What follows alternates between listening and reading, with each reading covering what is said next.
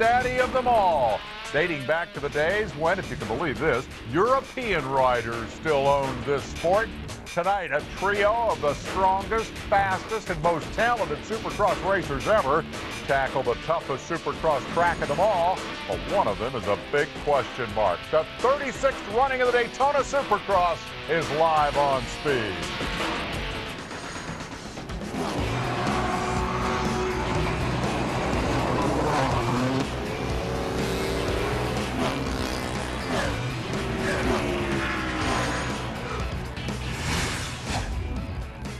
It has become a familiar scene here at Daytona over the last 3.5 decades. Supercross, although night Supercross is something rather new and perhaps a bit more exciting than the, well, 30-odd years that preceded it. We're glad you're here for the party. And for those of us who have seen all but one of them, gosh, it's a little troubling to think that there have been 35 Daytona Supercrosses. Hello, everyone. I'm Dave Despain. This race started in the infield as an AMA National with 250 and 500cc machines in 1971, if you can believe that. It has progressed through a road race Supercross doubleheader. Now it has a day of its own, and for the last 3 years, a night of its own here in the middle of Bike Week. And what a spectacular night it is. Fireworks, crowd gathered, but a very big question mark about tonight's race that we'll get to in a moment. Let's talk about how the show is going to unfold. It's a progressive program, if you will. Heat races leading into the main event. It is work just to get to the final and the opportunity to ride all those grueling laps on this very, very difficult, largest, fastest, and most difficult Supercross track of them all. Have a look at the crowd. Let's find out about one of the key players in the game tonight. We're headed topside to the guys who will call the action, Ralph Shaheen, and a man who's done a lot of laps on this racetrack, Denny Stevenson. Thanks, Dave. Hi, everybody. Yes, there is a big story coming into tonight's race. Chad Reed, the great Australian racer, former champion of the series, leading the points race coming into Daytona, got injured earlier this week. Denny, how tough is it going to be for Chad to race tonight? Well, as we learned in practice, he only rode a little bit of practice 1, did not ride practice 2, and right now, Chad is beat up. He dislocated his shoulder, and as we've learned, if you hope to run with Ricky Carmichael and James Stewart, you better be 100%. And right now, Chad Reed's going to have to get through tonight just survival. He's got his hands full.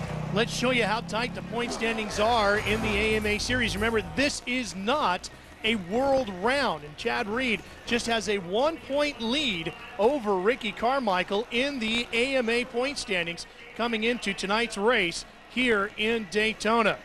There's a good look at it. You can see James Stewart just 17 behind Ivan Tedesco, the other Makita Suzuki rider, giving chase in the point standings from 4th, and Nick Way, the very fast privateer, 58 back in 5th.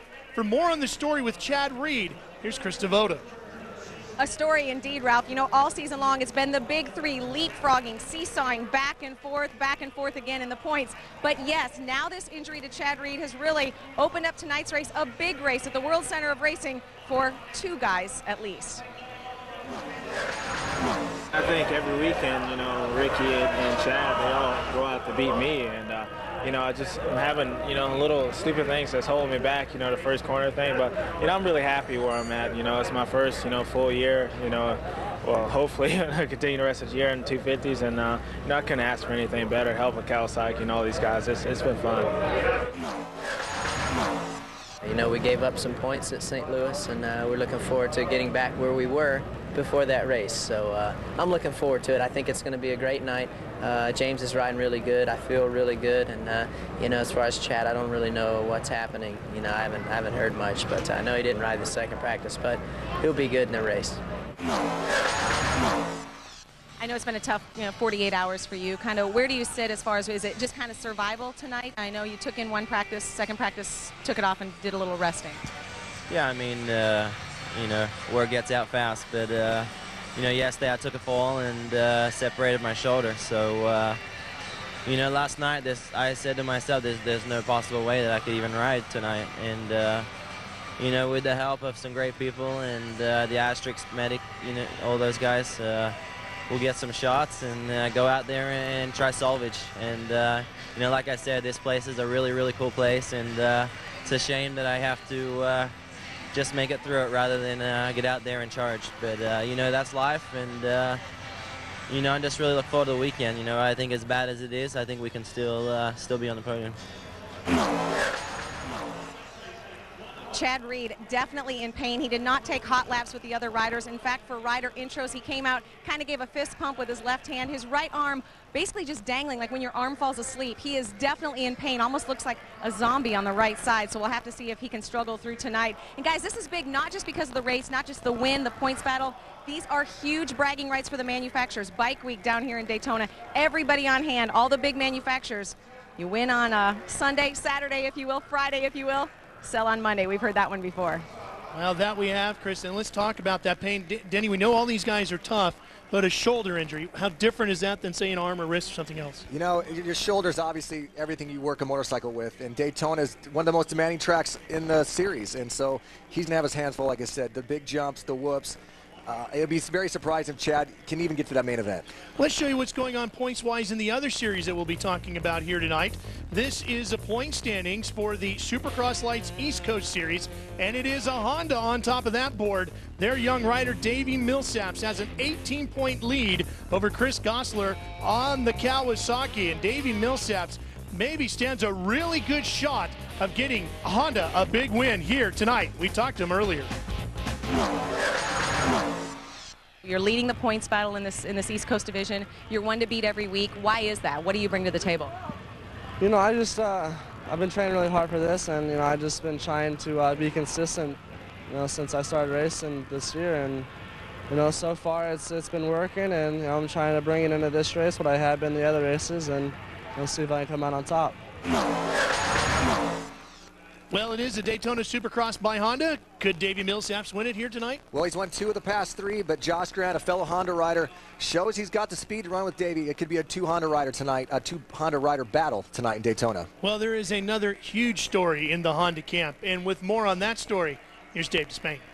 The story, of course, is the unfortunate injury for Ernesto Fonseca. He suffered an fractured C7 vertebra earlier this week in a crash on his practice track. Had 6 hours of surgery yesterday to stabilize that fracture. The doctors termed the surgery a success. His condition is stable. He is in good spirits.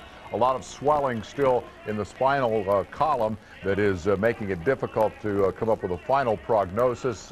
He has use of his arms at this point and is feeling very upbeat about the situation. I think it goes without saying that all of us send our best wishes to Ernesto as we get set to go racing here tonight in the Daytona Supercross by Honda. It's going to be a great show. Don't go anywhere.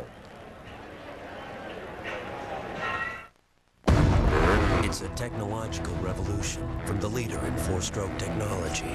We increased horsepower without adding weight and added a unique dual exhaust system for perfect balance in the loops and in the turns. The new Honda CRF 250R. Victory. Bikes on the line. We're ready to go racing. Let's go topside for the action. Ralph Denny. All right, Dave, here we go. This is Supercross Lites Heat number 1 as we get set for the first round of racing. The riders all gated up and set to go. 32nd board goes sideways. And we're going.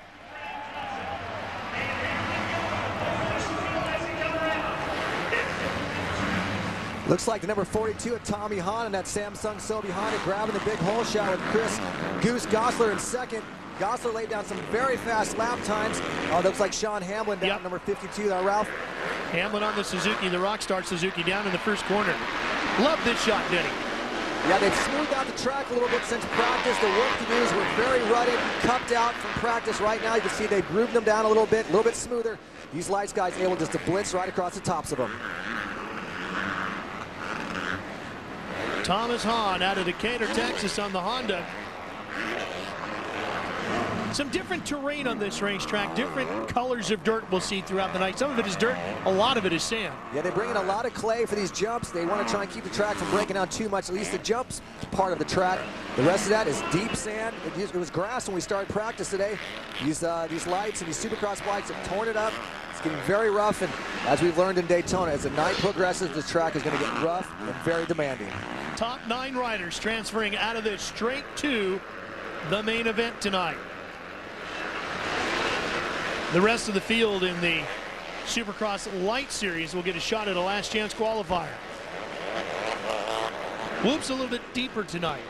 Yeah, I was walking the track, and the track walking, they were about waist deep in some sections. Very demanding, very challenging, but that is what Daytona's known for.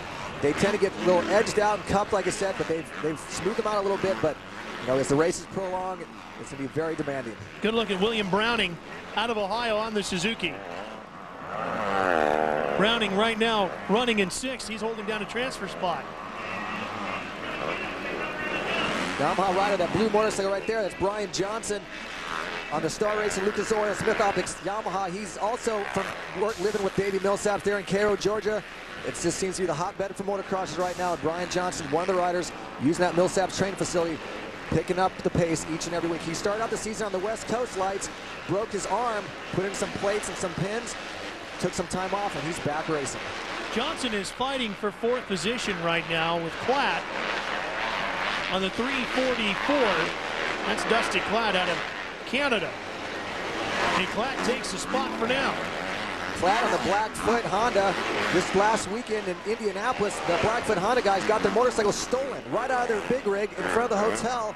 They had to go to the dealership, get some bikes, and get ready for the race. And this weekend, Dusty Klatt turned things around. They're currently running 4th in this heat race, number 1. Mental approach that you have to take to Daytona, since it is such a unique type of circuit. Do you approach this track differently than you would any other? Well, I think a little bit. You're going to do some outdoor practicing before the event. Instead of just going out to the practice track, slamming a bunch of laps, you're going to break it up. Go check out your outdoor track where the track's a little bit rougher. The corners are more berms and big banks, and you definitely come with a little different approach. Now that the race is at night, I don't think it's quite as hot, obviously, and demanding as maybe it was during the day, but still, this track is tough. It breaks down, and you definitely have to come with a much different approach than you would if it was just a normal indoor stadium. Good battle for second here with the 102 of Chris Gosseler, and he's being hounded by the 37 of Kelly Smith out of Michigan on his Honda. That's Gosseler right there in the green Kawasaki, number 102. And boy, we've seen some great riding out of Gosseler this year. Yeah, Goose has been a great story. We can't say it enough that he basically begged for his ride at Pro Circuit. Mitch said, you know what, I'm going to give you a ride, but you better perform. And Goose has done a great job. Chris Gosseler laying down some fast laps and putting himself up front. And Smith is chasing him, and we'll be right back to Daytona. Transfer straight from this to tonight's 15-rider, 22-lap main event. One thing you're going to see about this Supercross track in Daytona is you're going to see guys who are generally better outdoor riders. And I think Kelly Smith is a little bit better of an outdoor rider perhaps in Supercross. He's struggled the last few rounds in his motorsports outlet Honda, had some bad luck. He's had some decent finishes, but this is more of an outdoor type of track. And I think you're going to see Kelly excelling tonight. He was the 3rd fastest in that 2nd practice session. And I think it just plays right into Kelly Smith's hands. Get out here in the sand and change up the Supercross a little bit. No problems for this rider right here. Hahn has had this one ever since the gate drop. And I think a lot of that as well. Tommy Hahn has struggled the last few rounds at Supercross. He's proven to be a good outdoor rider. Out here in Daytona, you bring out some of the best characteristics if you're a good outdoor rider. Tommy Hahn out front just pulled away in this heat race. This is the last lap. Making his way to the checkered flag. Here he comes, your winner. Tommy Hahn takes it. He's going on to the main. Remember, it is the top 9 that transfer straight to the main event. This is 7th and 8th right here that we're watching. Browning and Johnson.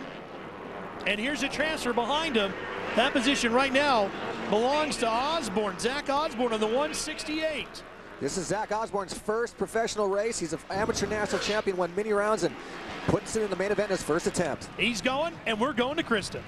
Thomas Hahn, our winner in heat number 1. I know this is big for you. You coming back from some injuries, just getting back on the bike recently. Is this a big statement to get this heat win?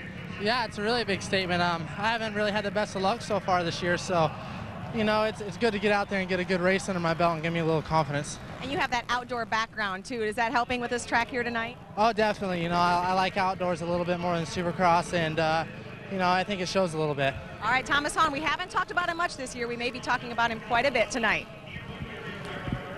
Well, Tommy will be one of the rest of these 9 that are all going on to the main event. The riders in yellow, and Brandon Jetsman has got a little work cut out for him and his Yamaha He's going to be taking a trip into the last chance qualifier, hoping to get one of those final spots in tonight's main event. On Gosler Smith, your top three. The lights are on. It's a beautiful night here in Daytona. A great night for Supercross. We're glad to have you with us. Stay with us for more here on Speed. Look out, we got trouble. The toughest trucks and the toughest drive. Dave, thanks. The riders for heat number 2 are in the gate. Let's show you our Dunlop starting list as we get set for this one. And we've talked all about them. Now we get to see them. Davey Millsaps and Josh Grant, the two riders who have really been kind of pacing this series. Yeah, it's not often you get a chance at the two fastest guys together in a heat race. The way the points have kind of laid out, we get a preview of this main event with Davey Millsaps, Josh Grant, the two Honda riders. Another rider we've talked about a lot this season, Martin Davalis on that Lucas Oil's Yamaha. The kid from Ecuador, living with Davey Millsaps as well, has done great. I expect big things from him tonight as well. And Stefan Ricotta is in this one, and we've seen him pick up a lot of speed. And Matt Walker had a good run earlier today, and he's in this heat as well. Matt went down his preliminary qualifier to come from dead last, picked off a lot of guys and put it in this into the ninth program. And sometimes he kind of crashed. Matt's had some bad luck going this weekend. He's beat up a lot. He's got a lot of skid marks on him from crash in practice and in the races. I think maybe for a chance him to come through the pack, pass a lot of guys, put in the night program, I think that'll help with his confidence. Well, there's Josh Grant right there. Let's touch base with Krista. Guys, this is the race last year that Josh Grant feels really turned things around for him, gave him the momentum. He, of course, was in a great late race battle with Josh Hansen. Josh Hansen went on to win the race last year, but Josh Grant said that's when his confidence really turned around. Be careful, too. He and Davey Millsaps, they've had a little bit of run-in before. You'll remember a couple of races ago in Atlanta, Josh Grant did get the win there. So a little bit of controversy, a little beating and banging, but that's what we like to see, and these guys will be ready for it. Well, and add another twist to that story is the fact that Millsaps told me this morning during the rider walk-around that he'd been sick all week long. And I asked him, well, how close are you to being 100%? So maybe 80. But if you're going to win here at Daytona, Denny, you can't be 80%. Well, we saw Davey Millsaps last weekend, and I think he was 100%, and Josh Grant had his number. Josh would have won that main event had he not crashed. I mean, obviously crashing is a part of it, but he made a mistake when a lapper went down in front of him. But Josh Grant can run Davey Millsaps' pace, and if Davey's not 100% tonight, he's going to have his hands full. You've won here at Daytona. What did you do particularly well when you did that got you that victory? I think my biggest benefit was I was fast in the whoops, and Daytona has a lot of whoop sections. I think they had a little bit more back then than they do tonight. A couple different sections that probably went from end to end, and that just helped me. Just keep the front end light and hanging off the back of the motorcycle like it did. And, you know, I think Davey Millsaps, he was just going so fast to the whoops earlier in practice. I mean, similar to James Stewart's speed. So, you know, that can be very beneficial for Dave, and it helped me back in the day. There's Stefan Ricotta right there, the number 21. The rider who's been working a lot on finding his speed lately. Stefan Ricotta has been finding a lot of personal demons in his past. He's gotten through that. He's back racing. He's on that Motor World Yamaha. It's just great to have Stefan Ricotta back here racing and getting everything back together in his life.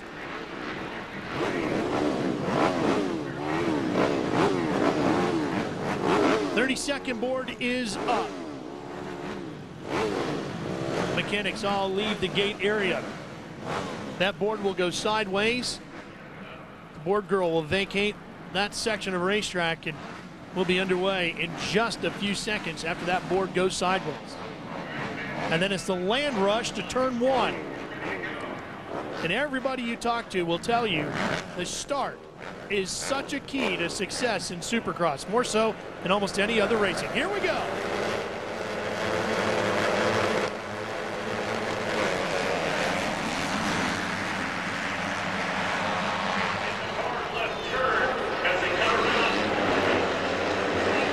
Couple of riders pushed up all the way past the tough blocks. Looks like Grant out front. Josh Grant, Martin Davalis up front as well. And that is such a long start there, Ralph. I mean, that if you're inside a stadium, you'd be running from bleacher to bleacher, basically. That's gets such a long run.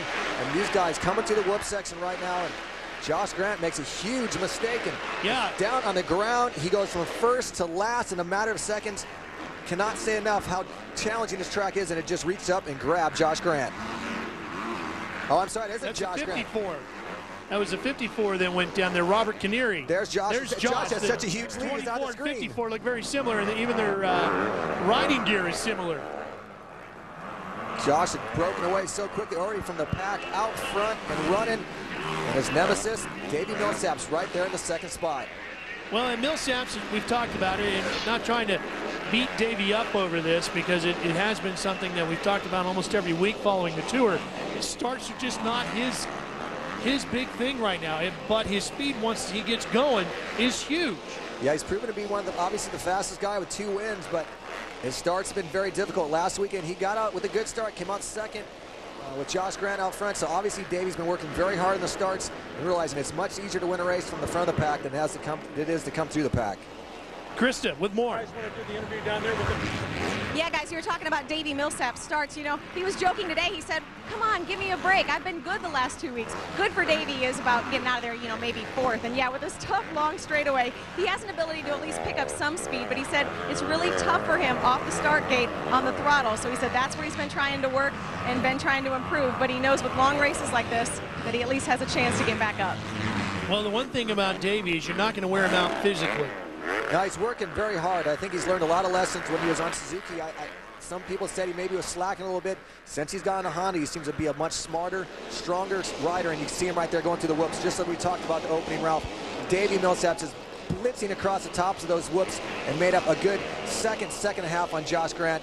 Next lap round, it could be very interesting. That could be where a pass could be made. Josh Grant on the 24 has the lead. 2 riders on Hondas. Millsaps on the 118. There's a good look at him. Coming through that rhythm section. Changed it up there. Josh Grant was jumping up over the top of those tabletops while Davey Millsaps was doing on, off. And it seemed to be much quicker because Millsaps is continually driving from top to top while Grant is catching air, jumping each one. Davey Millsaps seemed to be doing everything right now.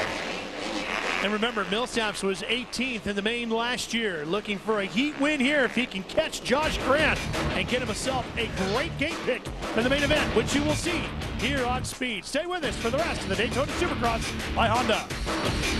We've got a new leader here at Daytona. Davey Millsaps on the 118 takes the lead away from Josh Grant when Grant bobbles through the whoop section. Denny, which you said was a huge key to this racetrack. Yeah, Davey just went across the top, so he's just hanging off the back, and the motorcycle went right down the center of the track. Josh Grant, on the other hand, is kind of trying to time it, jump through it. He jumped off the side of the track, got in the tough blocks a little bit, and that one mistake just opened up the door, and Davey Millsaps is their new leader. Coming towards that whoop section right here. And look at him just going across the tops of him. He's making it look so easy. He's not even hanging off the back of the bike, really. He's just getting the tops of them. Front wheel, front wheel, rear wheel, just tapping each one, getting right across the tops of them. His fastest lap time, Ralph, at 52.9. Josh Grant, a 54.8, almost 2 seconds quicker. Let's show you how he got the lead. You come in, you see Josh Grant. He's going to the left side of the whoops while Davey's just going right across the tops, right down the center. Josh gets off the side, collects into the tough blocks. And just like that, Davey Millsaps out front and gone. White flag is out. 1 lap to go for Millsaps.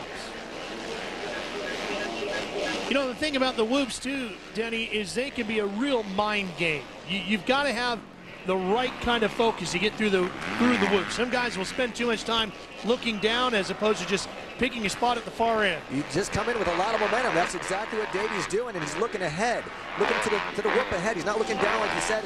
We saw how challenged they could be last season when Ricky Carmichael went down, and confidence and just knowing, like you said, don't look down. Look far ahead. Look the next whoop ahead of you, and you just blitz right across the tops of them. Davey Millsaps makes it look way too easy. He's making the whole track look easy right now. Millsaps 18th in the main event last year. The way he's running tonight, he can keep it together. He's certainly going to improve on that finishing position. Coming to the checkered flag, and Davey Millsaps is going straight to the main with a heat race win. Watching the battle for the final transfer spot, the 111. Holding that position right now, Jay Marmont. There's Jay. And 3:21 now, apparently on the bobble, Chad Ward.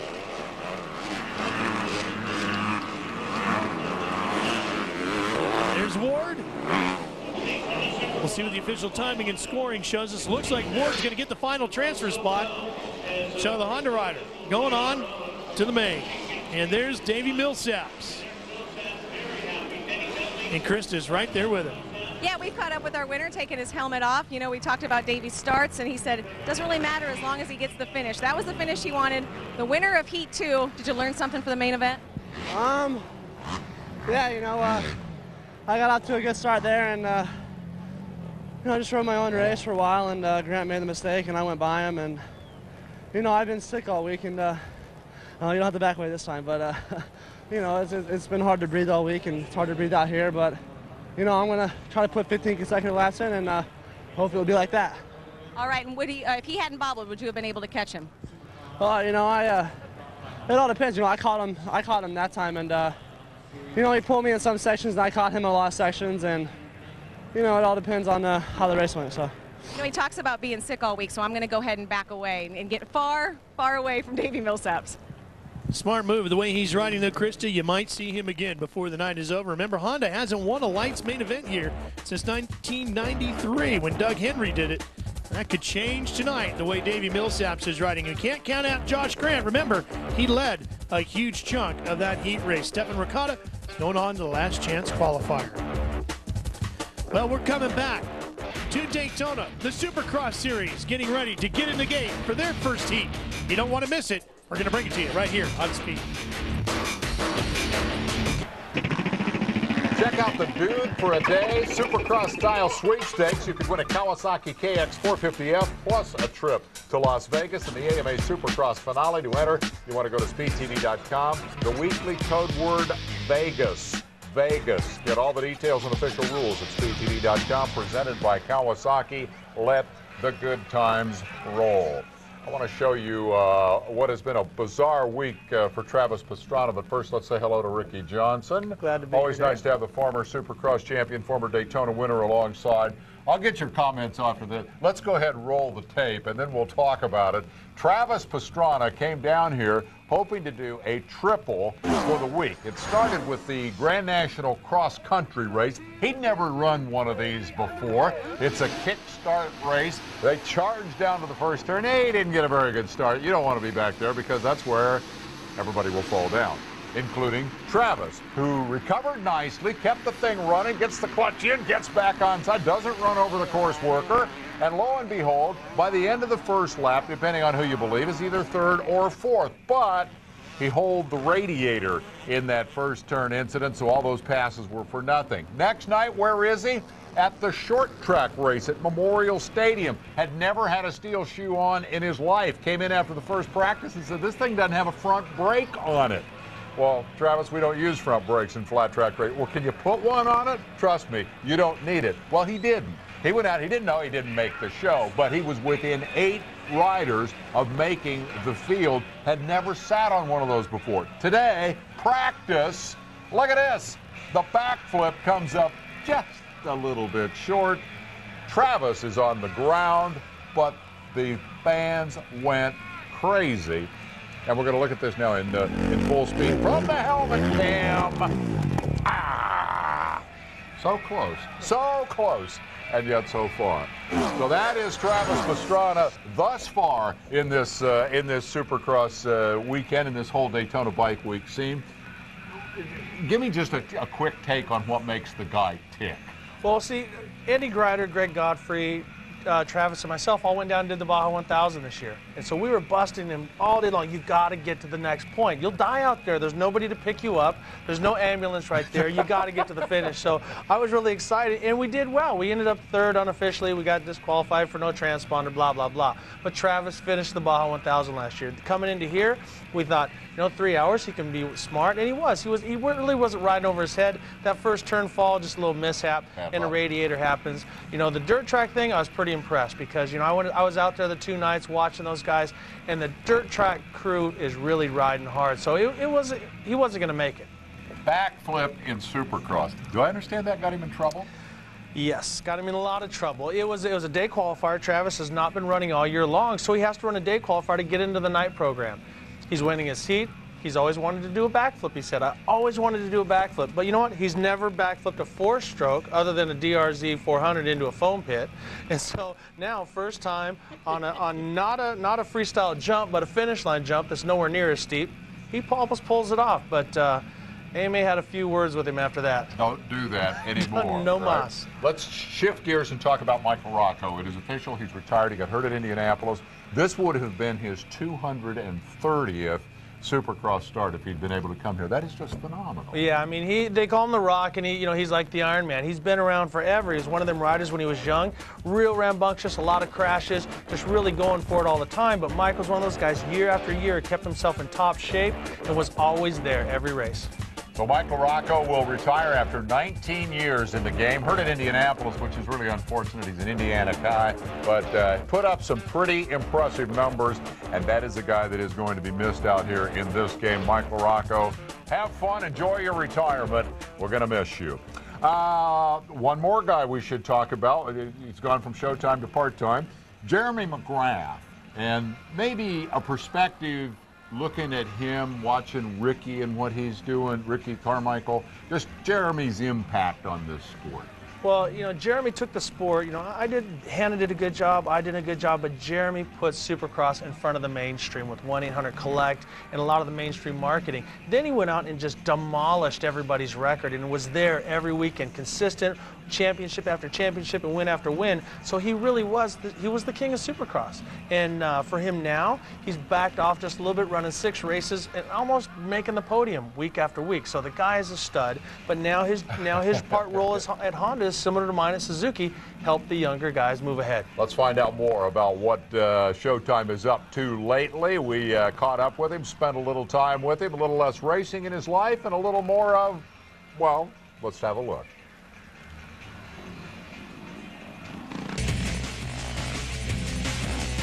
This is one of our days out at the test track in Corona, California. And our guys are doing a little bit of testing today, but mostly training and just doing laps. This is their time to work out here on the track and practice, corners and jumps. I tell you what, we've got a really good group of guys working together this year. Our mechanics, riders, everybody seems to be gelling really good. Jeremy's an instrumental part of our testing program, and I think he can relate comments from the bike. Things are kind of clicking. We started this program about 2 years ago, and things have progressed into me riding some races and mentoring these guys a little bit. And I mean, I couldn't ask for anything better. When I actually retired from full-time racing, I was a little freaked out. What's going to happen to me? I mean, retirement at 31 is weird. So this has been a blessing in disguise for sure. Honda has really come up with a good program for me. I love working with them. I won many championships with them, and we have a really great team right now. Dealing with some of the younger riders, he's got a lot of experience. He's got a real well-rounded career, so he can deal well with it.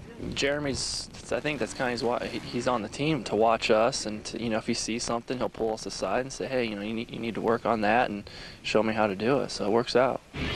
Transitioning yourself from being a racer guy into part-time rider and R&D tester, developer, mentor, it is an evolution. And I never really imagined myself hanging around kind of trying to help, and what makes me think that I should be able to say, hey, do it this way or try this, but it's really been a good transition period. Honda's been great, and I'm having a blast.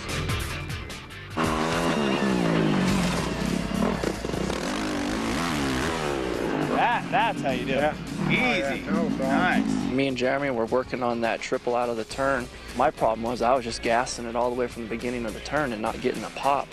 So Jeremy was just telling me you need to come into the turn a little bit slower, set up, and then gas it right at the end, and then sit down at the end, so then it pops you up over the top. It's just little things like that, but without Jeremy, I'd be over there all day long and just dork myself out on that jump. So little tips like that help. These guys are really receptive, so it makes me feel good, because I don't, I'm definitely not the bossy kind of guy that's going to go, hey man, you need to do it this way, this way.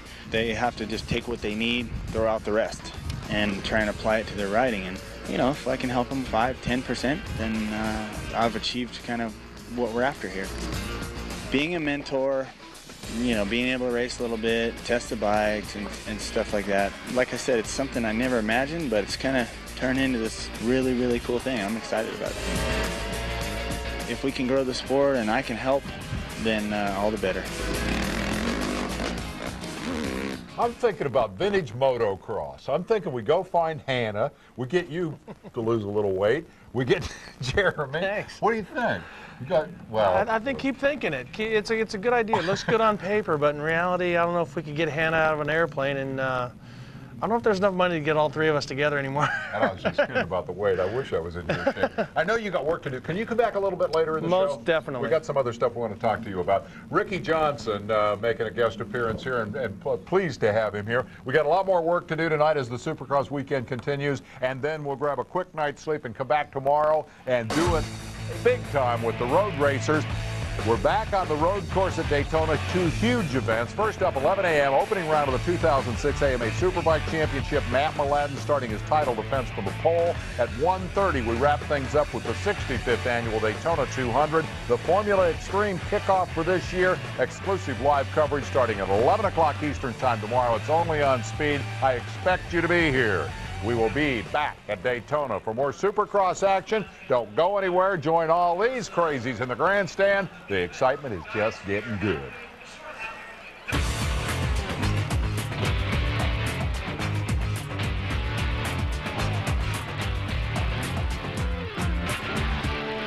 Welcome back to Daytona. Huge crowd. How this event has grown over the years, and the night racing adding a whole new dimension. It's just such a cool show to see at night and a great place to be on a Friday night in Daytona as we head for the conclusion of this 65th Daytona Bike Week. It's time for Supercross heat race action. Let's go back to the booth. You know, Dave, flipping the switch on the lights for Supercross here, I think really made a huge difference. And it just took this event to a whole nother level. And now we're going to get to see it elevated to its highest form. Ricky Carmichael and James Stewart in heat number 1. There's a great look at the man who is the 4-time champ, Ricky Carmichael. Number 4 on the factory Suzuki. And there's the number 7, the man who's been chasing him all year and who wants the crown, James Stewart, the factory Kawasaki rider. This is exciting. This is the first time we're going to see James Stewart race the Supercross class at Daytona. And he's going to do it with Ricky Carmichael. As we just saw in the lights class, the 2 fastest guys, the top 2 from last weekend in the heat race together. Boom, we get it again here in the Supercross class, a preview to this main event. And both Florida residents, lots of friends, lots of family in the grandstands, lots of pressure to perform both of these riders. Well, Ricky Carmichael's going for his 5th win here at Daytona, a record he was hoping to get last year when Chad Reed put an end to that. James Stewart in her hand looking to get his first and put his name in the record books. Winning Daytona, if you're going to win one race, like Anaheim won, this is one of them to win. Here's a look at the Dunlop start list. Some other big names in here. Heath Voss on the factory Yamaha, Billy Laninovich. We see him out here tonight. Normally one of the lights racers from the West Coast. Getting ready.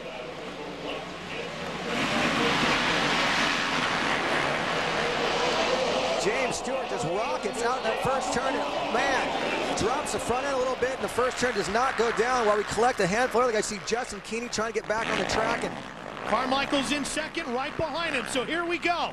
James Stewart out in front on the 7, and the 4 is right there with him. Here comes Carmichael. And Michael Byrne sits in 3rd. Heath Voss in 4th. David Willem in 5th. What an incredible camera angle right there. Just seeing how fast these guys are blitzing across the whoops. In practice, James Stewart laid down the fastest lap times. But as we're learning week in, week out, the fastest lap times in practice seem to be kind of meaningless. And when you get these 2 riders together, whoever seems to be guy in second seems to just learn the pace and pick up some fast lines from the guy out front. Right now, Ricky Carmichael going to try to do that with James. The other thing, too, Denny, is as much as we see going on here that we're learning from this for the main event as to who's got how much speed, and Carmichael really kind of bobbled that section there. The other thing is these 2 riders are testing themselves and finding out what they need to do to set up for the main event. And we've heard James Stewart and Ricky Carmichael say already this season, I'm not going to show them everything I got before I get to the main. Well, there's practice speed and there's race speed. And each weekend we see these guys drop almost over a second and a half each time they get into these heat races, going much quicker than they ever did in practice. And Carmichael's talked about how he needs to pick up his first few laps. He doesn't come out quite as explosive as James Stewart. And right now we're kind of seeing it. Ricky made a couple mistakes, overjumped a couple sections, and boom, just like that, James Stewart has opened up, I'd say almost close to a 3-second lead.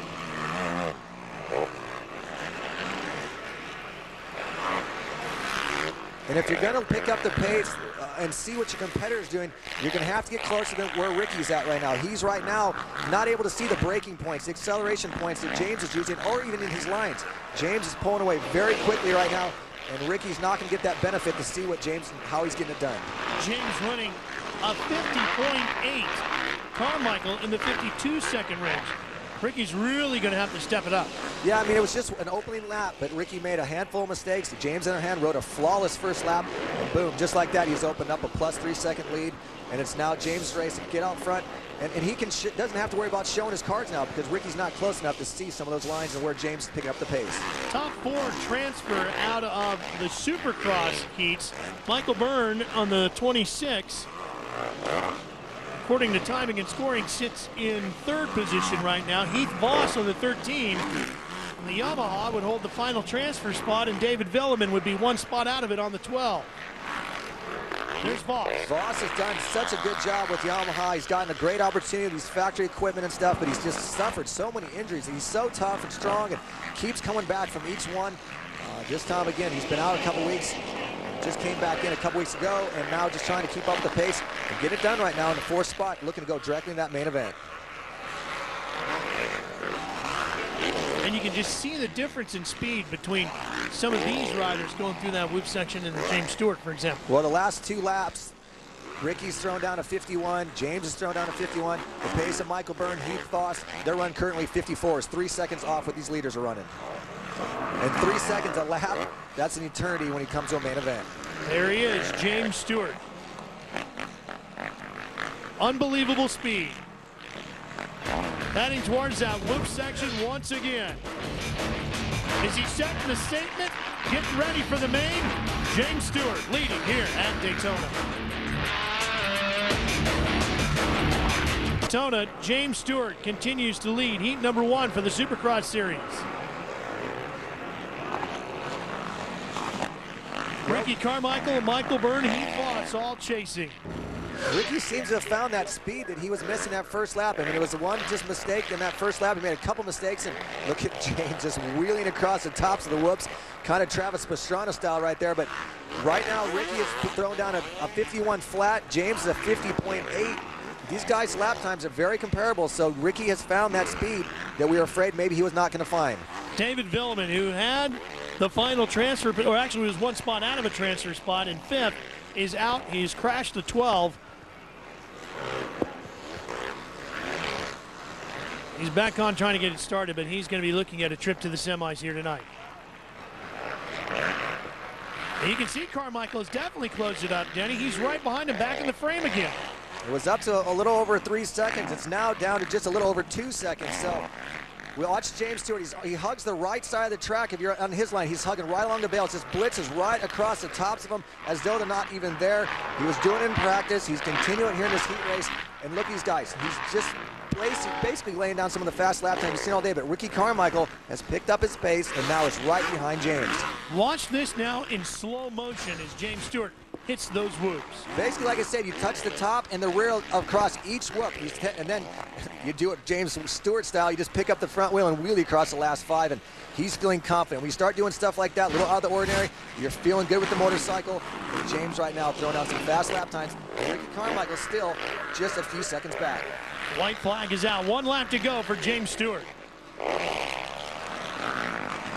Denny, have you ever seen a rider more naturally gifted than James Stewart? We hear that bannered about quite a bit. Do you agree with that statement, or has he taken the game to another level? Well, he's taken the game to a new level. I think definitely his skill on a motorcycle and his comfort level of letting it hang out is pretty much unprecedented, but he still makes some of those mental errors, and you cannot make mental errors if you're going to be a champion against Ricky Carmichael. Ricky, he has ungodly talent as well and work ethic, but he doesn't make the mistakes that James does, and that's why right now Ricky's up 16 points on James in this points championship. And you know, for James to be a champion up against Ricky, he's gonna have to eliminate some of those mistakes, and falling down the first turn 4 times is some of those mistakes he needs to eliminate. Checker flag this time for James Stewart. He takes the win in heat number 1.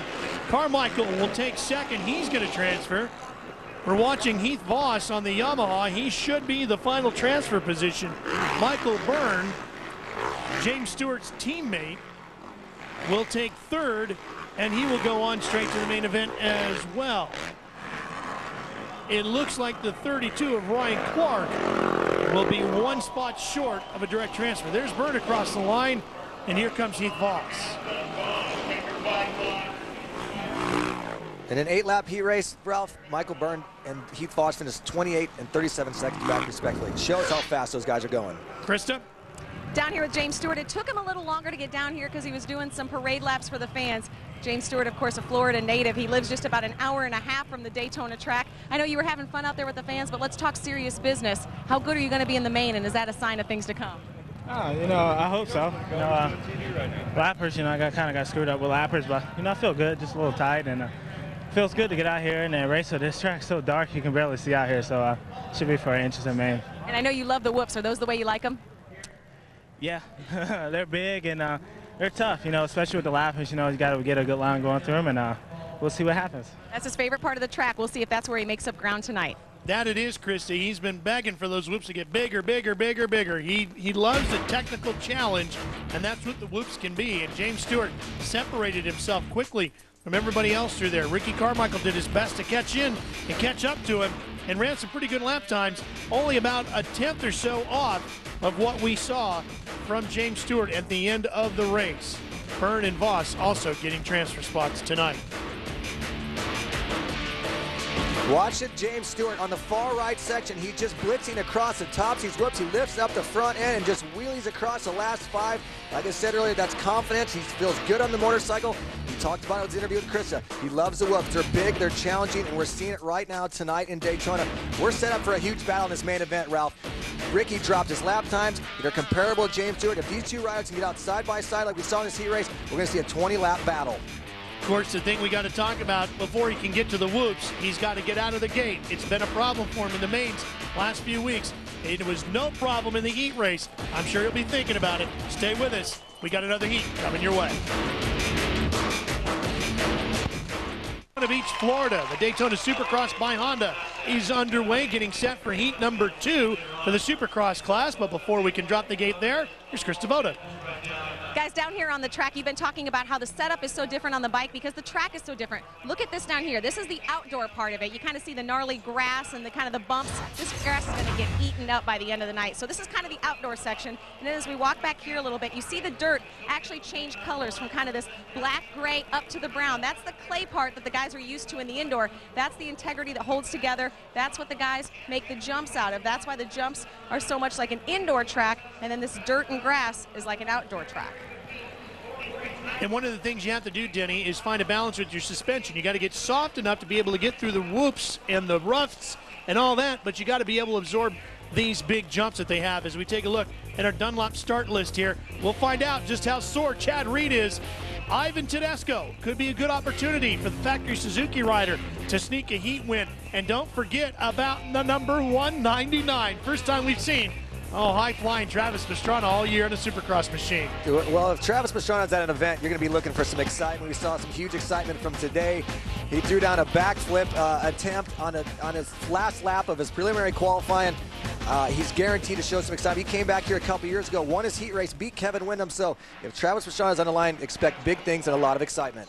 And guess who's got our onboard? Travis. Yeah. There it is.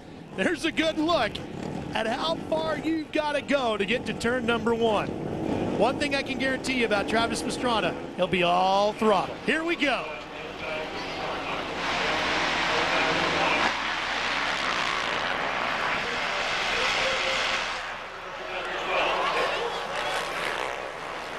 Reed stuck in the middle.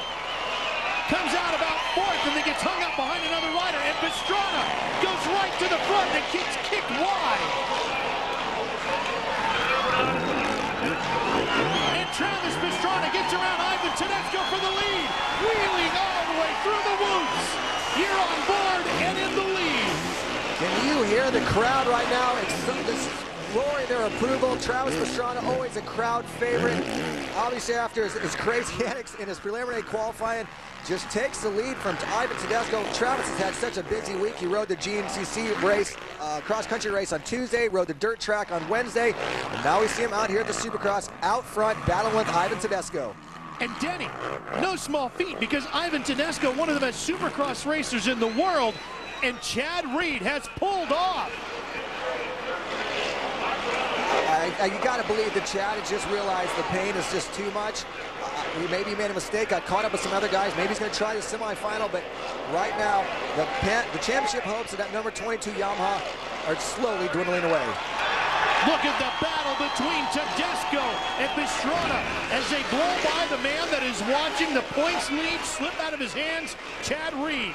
While these two put on a tremendous show here under the lights in Daytona.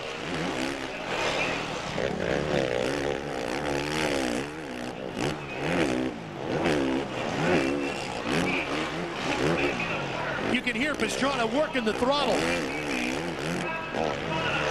Perfect example of just how gnarly this Daytona track is. Look at the ruts on the faces of the jumps, all the variety of different lines that him and Ivan Tedesco are taking. Just these two riders alone going wide. You can see there's an option to the inside with the deep ruts.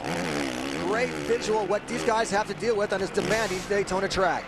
We heard James Stewart talk about the lights here. He said it was a little bit dark. Does it look that way to you? Well, it doesn't right now. I mean, this looks like a pretty good point of view that Travis Pastrana's blitzing across the outside line. Very similar to what we saw in the lights class with Millsaps and Granton. Travis taking that same line that James was, and it seems to be a much faster line as he pulls up and almost makes the pass on Tedesco. Denny, he seems to be the only rider that can run the same pace through the whoops that James Stewart ran earlier. Well, Travis is known to be able to just hang off that motorcycle and give it a handful of throttle. He's a big, strong kid. He's almost 200 pounds right now. He's so tall, he's strong and lanky, but the amazing thing is Travis has spent most of his last few weeks and months doing everything but racing. He's out doing his freestyle, he's racing his rally car, he's doing everything, having fun riding a motorcycle. And this guy is just so talented out here at the Daytona track, racing with Ivan Tedesco, who is no doubt, unquestionably one of the best Supercross riders in the world, and he is keeping pace with him right now in this heat race number 2. By the way, Travis Preston holds down third, and Tim Ferry's got fourth. That's the final transfer spot. Top 4 going. Mike Brown is one spot out of it in 5th, and here comes Travis. Travis knows each lap he's got a much better line than Ivan Tedesco, hugging the tough blocks way to the right. The track's a little lower, and look at this line, Brian. They have done such a great job with this track this weekend. So many different lines, so many different ways to take these sections. And each lap, Travis knows he's the fastest guys in the whoops. He just can't get close enough to make the pass. Tedesco changing up his line. The lap before, he went to the inside there, noticing it a little bit faster to jump far in that corner and run a little bit deeper. This is the finish line right area where Travis attempted his backflip in his preliminary qualifying. Just a madman, but out having fun, a crowd favorite. We heard them just screaming earlier. Well, we knew he'd be excited, and he's giving us a ride in second place. Can he get the win? Stay with us to find out. It's on to a slim lead over the Maniac, and I've got to tell you, that's the only way you can put it. Travis Pastrana, because Denny, he is all throttle. All throttle, and you got to believe he might be getting a little arm pump right now. Travis out here on one of the most demanding Supercross tracks ever, and he is just giving it his all right now, hanging off the back of the motorcycle. It's actually closed up the gap. Travis Preston's right there in third on that number 11 Honda. Kind of caught these guys a little bit, but oh man, Travis Pastrana, how excited. Watch it right here. We're talking about Maniac, and here's why. Look at this. Grabs a handful of throttle, jumps into the ruts, and just when you think he's kind of good, I think he clips a bit of a false neutral, almost goes over the bars. He seat bounces the double. All the while, Ivan Tedesco's going, look out, let me get by this guy and get out front. And look, he doesn't lose hardly any ground. No, and he's right back in. He's settled in. He's relaxed. I think he's kind of regained his composure. And right, once again, all over the back of Ivan Tedesco.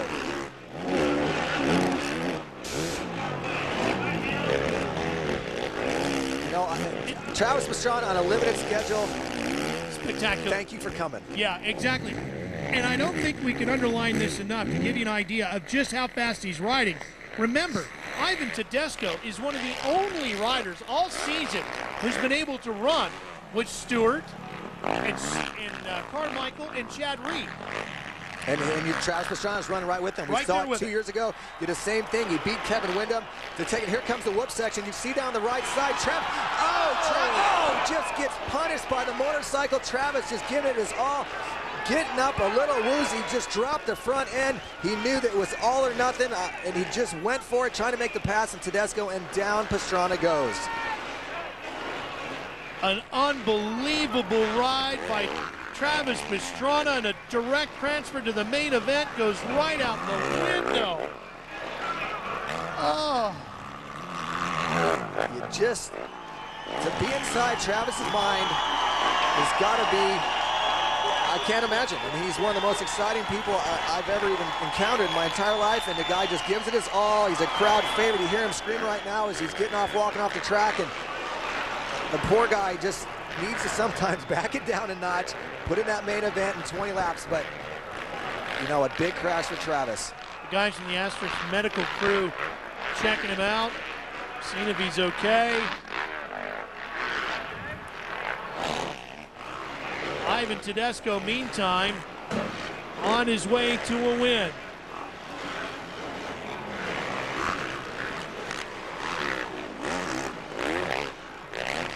A lot of pressure suddenly off of him. You can see his pace has slowed down a little bit. He's regained his composure, and he's just going to happy to get through this heat race and put in that 20-lap main event.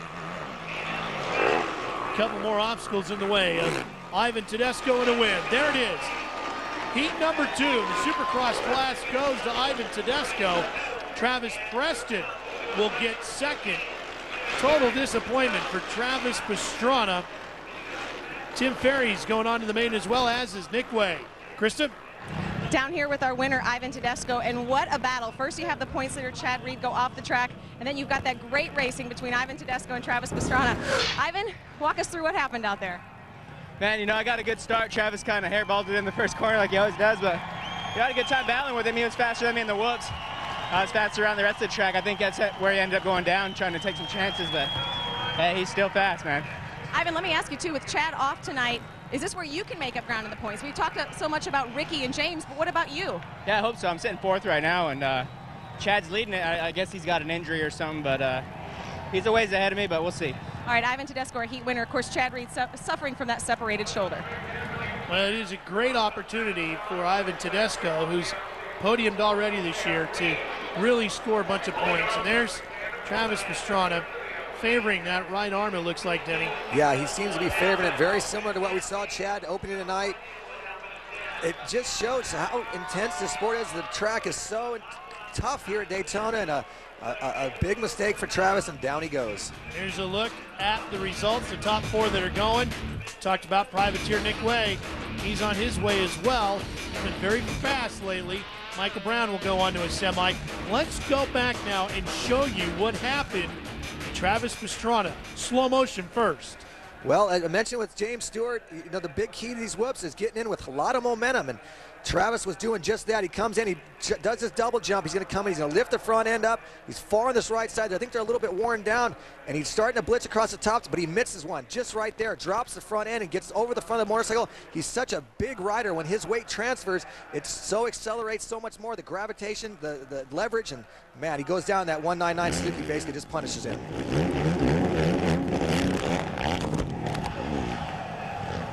That's what it looks like at real speed from the helmet cam. That was incredible video. And there's Pastrana walking back. And Denny, I think it wasn't the crash landing that got him with his shoulder so much as a motorcycle chasing him back down. Will we see him back for a semi? Oh, I hope so. What a show. Travis Pastrana.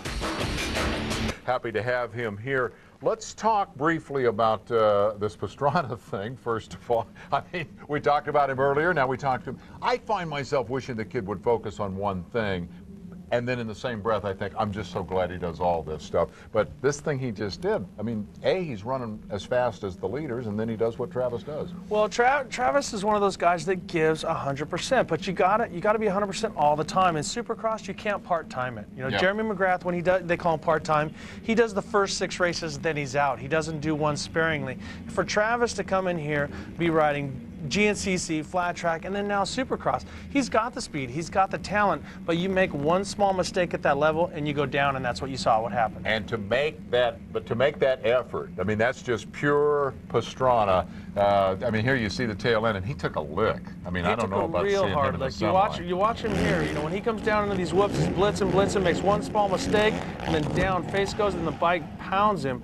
When he gets up, you can see he's a little bit dizzy, and, you know, he's been knocked out quite a few times, and so you don't want many hits to the head. You going to put any money on whether he'll be back for the semi? I think he'll be back. You know, I mean, he'll either fake the guys into thinking he's okay or he is okay. You know, Travis is a tough kid. I mean, his father, Robert, I mean, he's a Marine. They're just a tough family. They take a good beating. He will go for it. I'm going to show you another piece of tape now that falls into the category of something I thought I would never see, and we're going to make a little bit of a quiz out of it, if you will. It's going to be a little bit of a mystery as we, well, again, I'm not going to give away too much of the story. Let's just roll the tape, and I think you'll figure it out quickly enough. You may not recognize this rider. Let me help you out.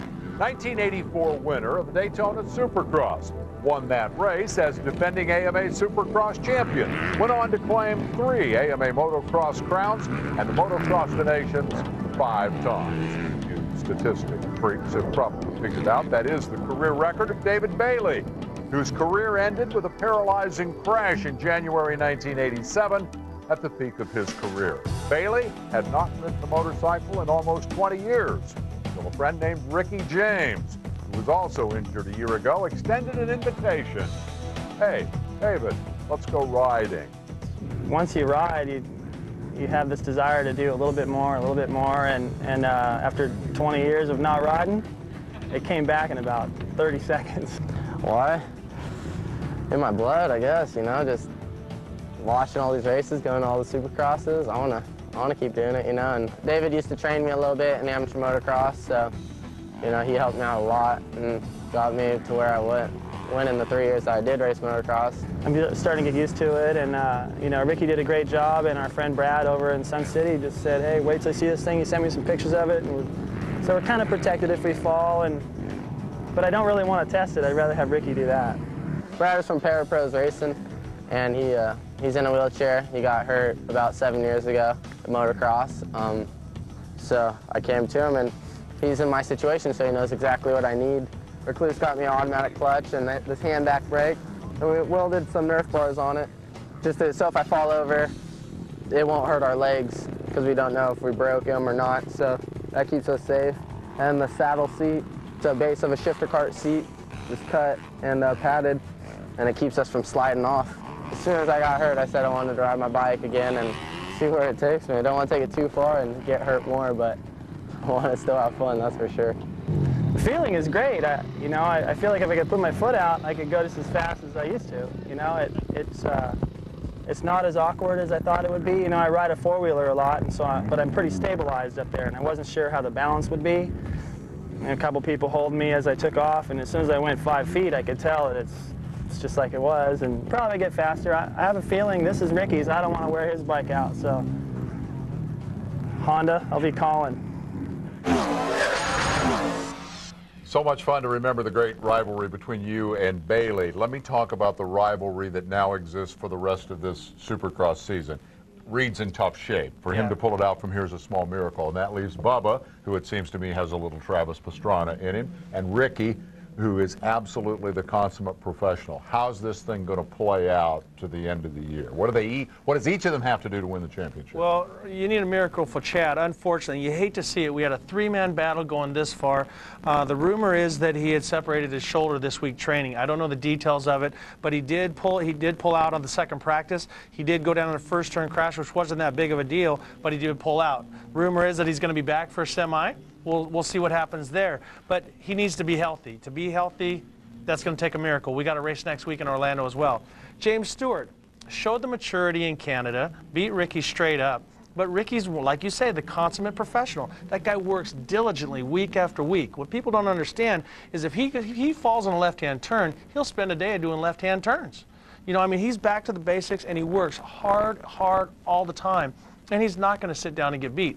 And when it comes to fitness, here at Daytona, he's going to run the last lap as hard as he runs the first lap. So you have to have everything going, which James Stewart has the talent, but I don't know if he's got the heart and the desire and also the physical conditioning that Ricky Carmichael has. So you got the Wonder Boy and the veteran. Great battle. To the end, from here, Do you think James is ready to step up, or does he still have he need the rest of this season to get ready to beat Ricky next year?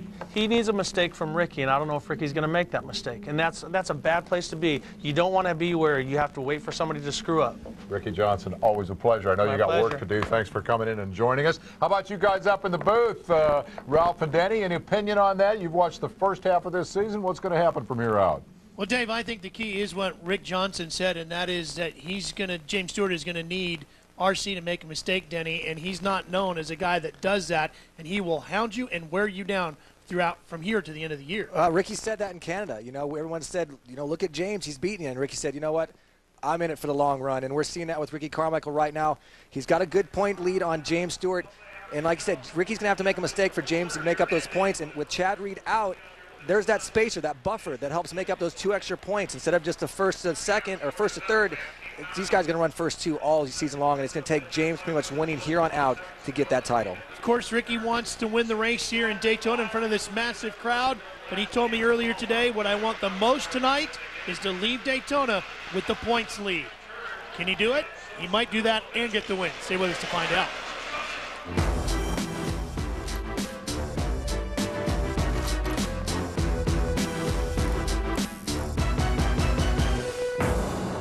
Start of last year's Supercross Lites main event, wild action in early going. Potential winner of the race, Grant Langston on the Kawasaki on the ground. Another potential winner, Davey Millsap, out of the event after a collision with Troy Adams. Who's that lead? A couple kids named Josh, and they collide. Josh Grant and Josh Hansen battling for the lead. Both end up on the ground. Hansen is able to pick his up and get going more quickly, and as a result, wins what may have been the wildest Supercross Lites main event of the year. Josh Hansen takes the checkered flag at Daytona. I hope it'll be that crazy tonight.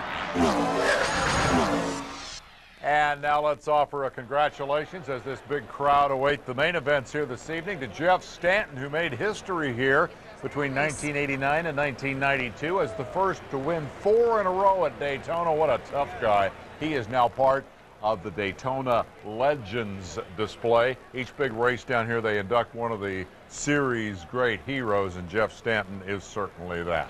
Congratulations, Jeff. Let's go topside to Denny and Ralph. All right, Dave, thank you very much. And spoke with Jeff Stanton earlier today. He is here, excited about watching tonight's great action, which begins with the Supercross Lites main event. Here's our Dunlop start list. We've talked a lot about Davey Millsaps and Josh Grant and Chris Gosler. They're all in this as well. Josh Hansen, who won this race last year, Denny, he's in here as well. Josh Hansen, we haven't really spoke about him too much tonight. He's beat up. His back is it's getting better each week. But right now, the biggest story is the 3 Honda riders. Josh Grant, Davey Millsaps, and Thomas Hahn. These guys did work on everybody else in their heat races.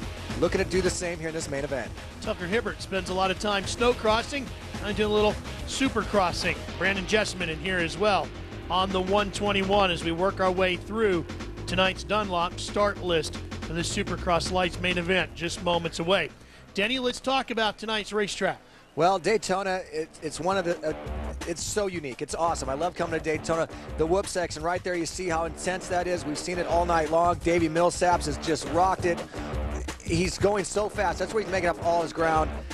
We saw it in the Supercross class as well. This section right here, an on-off section. Josh Grant was choosing to jump over him. Davey Millsaps choosing to go across the tops of him. I think the tops is a much faster line, and that's where Millsaps is going to make up some more time if he can do it here in this main event. That's a look at our Kawasaki track map. Here's Chris Devoda. I'm so glad Denny mentioned the whoops. These things are treacherous, but it's not just the height that I want to talk about. It's the width, the distance between these things. Now, I wasn't the best long jumper, but I'm going to give it an attempt. If I'm starting on top of one, I'm down in the bottom here. Now we're talking the depth. It's height, it's width, it's depth. It's kind of a triple-headed monster. Speaking of triples, what about valleys, canyons, gullies? That's what these things actually look like more than anything. And hey, what about the ruts? These things are already rutted out. We saw the guys doing their parade laps. They're taking a good look at these things. These things are going to be very hairy this evening. That they will, Krista. Thank you for that Progressive Direct Pit report as we get set for tonight's main event. And one of the things I got out of that conversation with Stanton earlier today, Denny, was how this racetrack will change every corner every lap because of that racing surface. And that's going to take the rider who is able to adapt. As the track changes, you have to adapt your lines, your riding style, and everything else. And that's going to be the guy who's going to win tonight, who can adapt with the track. And the greatest thing about those whips is they can dig down into them. They can make them deep and treacherous. And that's going to be a big key. The guy who can get through that, avoiding those tough blocks, avoiding those big ruts, is going to be the guys who get the win tonight. Matt Walker's got the onboard camera for us. It's mounted to his helmet. You're looking right off his visor.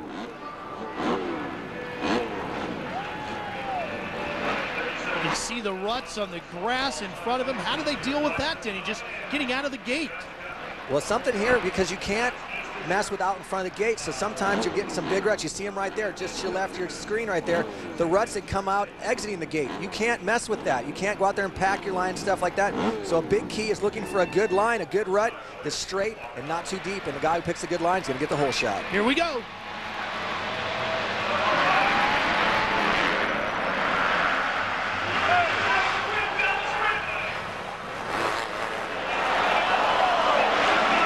Couple of riders flying right through the first corner, but it looked like maybe Chris Gosseler got the whole shot, Denny, on the 102 of the Kawasaki. That was this young Zach Osborne that caged in. We saw him blasting off the side of the track in the first turn. He's going to have to regroup 22nd. And Millsaps comes flying through the whoop section and takes the lead. This is the earliest we've seen Davey Millsaps out front all season long. Got out front good, got a good start like Krista mentioned earlier. Out front now he's going to lay down some fast lap times and break away from this field. That's going to be the hardest thing for the field, for the fact now that Millsaps gets away quick. Normally, he's got to spend quite a few laps working his way up through the field. Tonight, Denny, half a lap in, he's got the lead. Yeah, last thing, but you got Josh Grant right there in second. We saw it last week, and Josh Grant was not giving up on Millsaps. Millsaps made a pass on Grant. Grant made the pass back and took off. Kind of just beat down Davey Millsaps. It's going to be interesting to see if Josh Grant can turn the tables now on Davey. Let's take you back to the start of this one as the gate dropped. And everybody went storming into turn one. A long first turn. You can see Zach Osborne gets punted off the side of the track. Down he goes. The rookie in his first Supercross is going to have to regain this main event in 22nd and dead last. Here's another look at it from another angle. You see the Kawasaki right there. Chris Gosser, such a long start straight, comes flying in.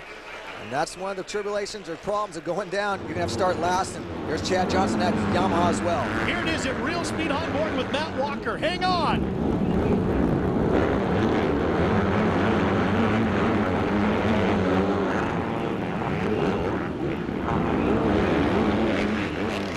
Boy, there is hardly any room. Millsaps continues to lead. Josh Grant in second. Jessamine is third.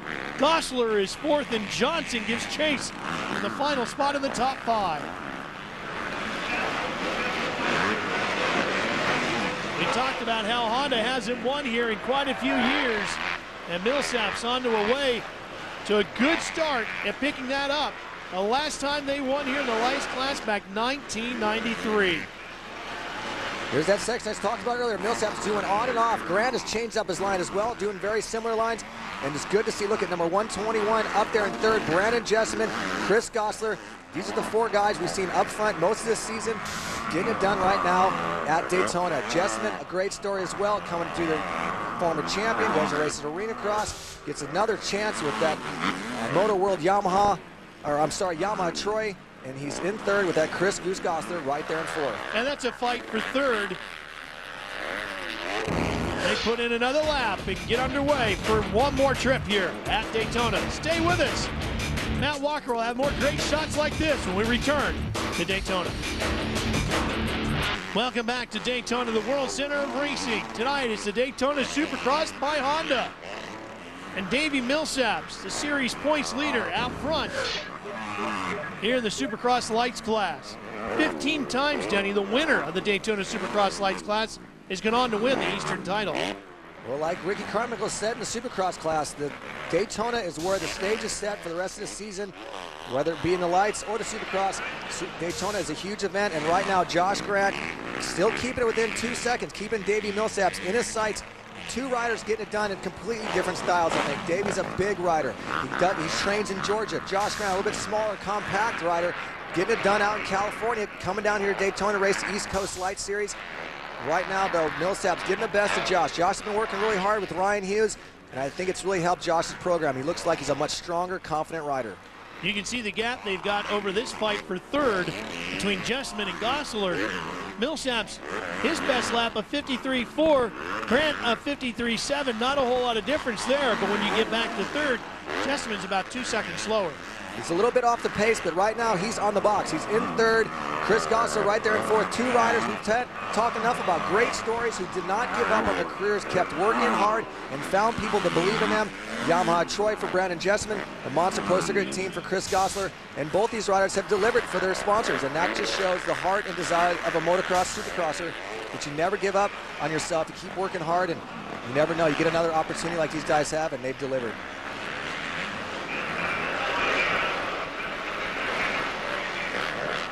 You're seeing how difficult that whoop section is. The two different styles. Davey Millsap's able to just blitz right across the tops of them, and that's where they're making. He's obviously Millsap's picking up the time. I think Grant as well. These guys running a little bit different pace, similar to what we see in the Supercross class compared to maybe, Ricky and James compared to Ivan and Nick Way. It's a great shot there. You can see all the lights around this facility that are turned on bright here tonight. Musco doing a tremendous job of lighting up the tri-oval here at Daytona International Speedway so that we could bring Supercross under the lights here at Daytona. The third year that they've done that, and it has just changed this event tremendously. It really made it into one of the biggest spectacles of Bike Week. One thing about this Daytona track we talked about in Supercross at the other stadiums, the pace has picked up so much quicker, I think, than what it's used to be. These guys are racing through the corners. They're blitzing the whips. There's no time to rest. And Josh Hansen, last year's winner, pulling off the track.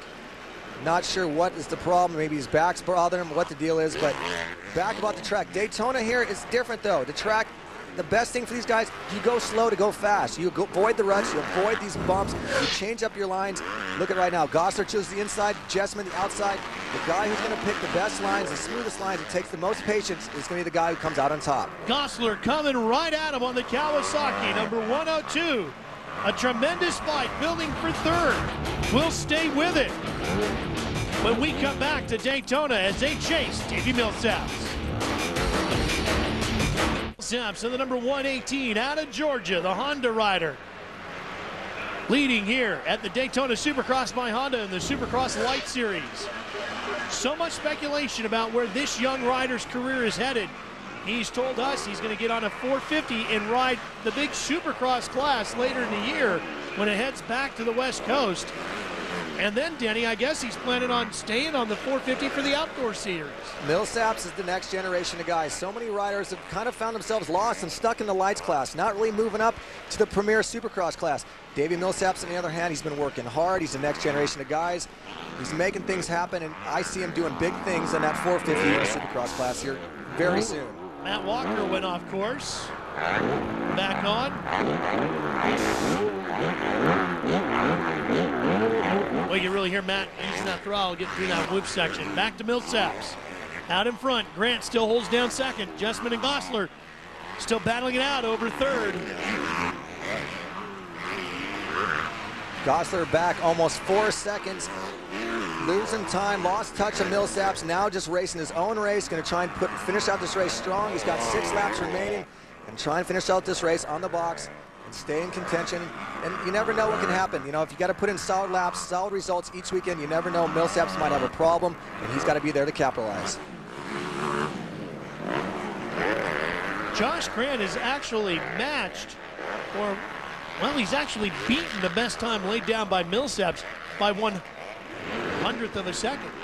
It shows what Josh is capable of. He's able to go fast and just be able to do it every single lap. We saw him do it really well last weekend. This weekend, Millsaps seems to have a little bit better, a little bit more consistency. He's fast every lap, where Josh shows flashes of brilliance, but still, he's in second, right ahead of these two riders who have been battling from the very beginning, each and every lap.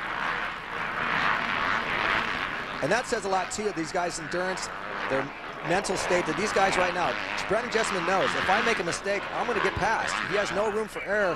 Goss on the hand, same thing. If I make a mistake, I could lose touch of Brandon Jessman and lose all shot of trying to get on the box. Denny, as we watch this fight continue, you're a former Supercross Lites winner here at Daytona. You get to the stage now, 4 laps left in this. You've been working harder than you normally would, I would take it, at a regular Supercross event. How do you dig down deep now to find that extra bit of strength that you need as we continue to watch what is arguably the best battle on the racetrack right now? I think it's like these riders are doing. They're staying focused. They're hitting their lines each and every lap. I think by this point, you've kind of got to feel where the track's changing, where the lines have developed. And you've got to hit that line each and every lap. Focus on where you're at. Don't make a mistake and just get it to the finish. And with these guys, you know, with being somebody so close to that, that makes it even a little bit more of the pressure's on when you got someone you can hear that bike just like you see right now. Here comes Gosler right by in the whoops. More throttle, he takes the lead. And Jessamine drops back to 4th position. Chris Gosler having a spectacular season after early on not even thinking he had a ride. Laps are clicking off here at the Daytona Supercross by Honda, and Davey Millsaps looking to give Honda their first Supercross Lites win since 1993. Just 4 to go. Look at Davey just muscling that motorcycle, just lifting it basically from tabletop to tabletop.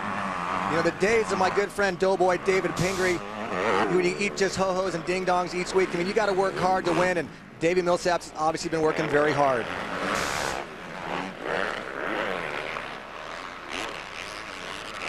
Millsaps clicking off the laps here, looking so strong. Denny, it's going to be tough to beat him in this championship chase.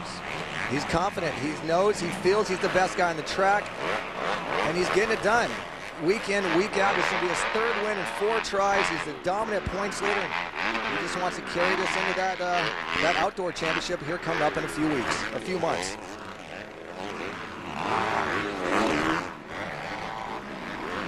And then when he gets on that big 450, as we take a look at Daytona Supercross Lites wins by manufacturers, Millsaps on his way to giving Honda another one will put them into a tie with the Yamaha. The best thing you can do as a rider is evolve and mature each and every year. And I think we talked about James Stewart constantly doing it, constantly evolving. New rider, Davey Millsap, this is a new guy. This is a new rider that in the past has maybe kind of made some mental errors. Right now looking very strong. And look at the battle for 3rd heating up. Jessamine has charged back on Gosler, but then he went a little bit wide in that corner, Denny. Yeah, now he's turned the tables on him. And Jessamine's going to try and force Gosler into a mistake. And here comes Tommy Hahn on that Sobe Samsung Honda. This is going to be a 3-rider battle for that final podium spot. And Hahn came all the way up from about 10th early on, and now he's right in the thick of this fight. This is going to be a tremendous battle to the end. Hahn's running almost a 2nd lap faster than these 2 riders. He's caught up to them. The problem is Goose and Gosler and Jessamine have kind of slipped into a pace. They feel comfortable where each other are at. Hahn, on the other hand, he's got the charge coming right now. But catching them and passing are 2 different things. And Hahn's been very good through the whoops. Let's see how much time he makes up here. White flag is out at the finish line. Can he catch him? Hahn in the red riding gear, tracking down Jessamine in the blue gear, who's trying to catch Gosler in the green. Oh, Jessamine goes off. There goes Hahn. He's up into 4th. There's that consistency I talked about, having to hit the same line consistent every lap. Right there, Jessamine caught a groove, shot off to the side of the track, and Tommy Hahn moves up into 4th. Honda has not won this race since '93, and they would like nothing more than to sweep it. Top 3 across the boards. That would be a dream come true for the Red Rider team. Millsaps making his way to the finish.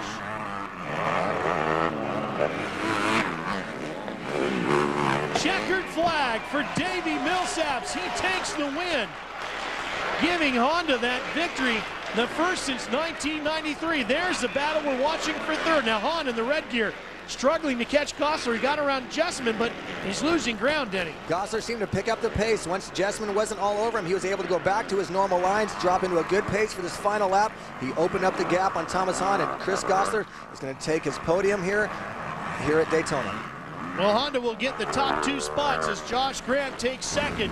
Gosler will put Kawasaki up on the podium as well with a fine 3rd place effort. Hahn will take 4th, Jessamine 5th. Krista is down with our winner. a very tired and exhausted Davey Millsaps. He just raced his heart out. Oh, he just yelled at me. He's not tired. See, I was trying to give you a break, Davey. We're going to scoot in here, too. He's talking to his mechanic, Carlos Rivera. You know, remember, he's been sick. He's had a little bit of a sinus infection, has had trouble breathing this week, but he just won that race in dominating fashion, nearly lapping the field. I was basically just giving you time to stall, to put your hat on and get set. We know you're not tired. Tell us about your race. Well, you know what, it went good. I thought I had the whole shot back down a little early. That way I can make it on the inside. And, you know, I didn't come out first, but I came out, you know, top 3, something like that. And, you know, got in the lead the first lap and just rode my race from there. And I know last year was not the race you wanted at Daytona. You know, you crashed, finished 18th. Was this a little bit of redemption? Had you been circling this race on your calendar to get on the podium and win here tonight? Oh, you know, I wanted to win this race so bad since the first time I got here in 04. And, you know, last year this is my first heat race win. And this year was the first heat race win, too. And I was kind of nervous because last year I got taken out here when I won the heat race. So I was like, oh, no, you got to be kidding me right now. But, you know, I just want to thank American Honda, you know, for putting this race on. It's, you know, it was good this year, and my mechanic Carlos, my mom, and I just want to wish the best for Ernesto Fonseca right now. You know, he's a friend of mine, and I just hope he gets better. And a Honda teammate, and you know, in the points picture here in the lights, you know, we talked to you earlier and said, you know, you're the guy to beat. Does this mean now 2 in a row, the dominating win? Are you really the guy to beat in this East Lights division? Oh, you know, I don't look at it like that. I look at it as far as just taking one race at a time, and you know, if I win it, I win it. You know, I'm going here to win for sure, and I don't know. You know, it's I don't consider myself the guy to beat. You know, I do in my heart, but I don't go around saying, you know, you're not going to beat me. But you know, they all rode a good race, and you know, I just want to congratulate everyone. Well, we like messing with you, so I have to again. Did you just get a hole shot tonight? Is that what I saw out there? Almost. You know, I got off the line good, and you know, I just shut off, and Juice went by me, and you know, like I said, I tried to make her on the inside to come out first, and it didn't really happen that well. But you know, I passed him in the whoops, and you know, just got it from there. Always a lot of fun to interview, and he's always a good shot to win, guys. Well, he might not think he's the guy to beat, Denny, but he is. Davey Millsaps wins another one and extends his points lead over Gosler and Grant and Jessamine.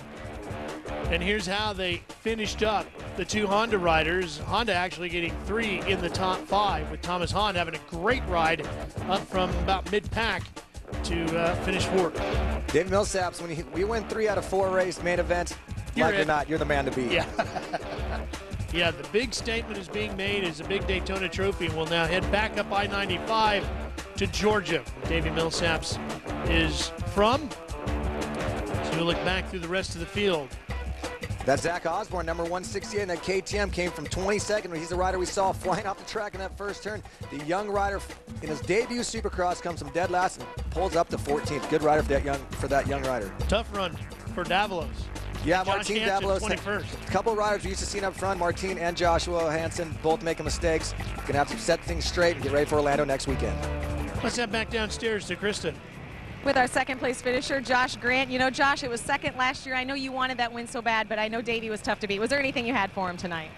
The rest of the track I did. The only thing I struggled with tonight was the whoops.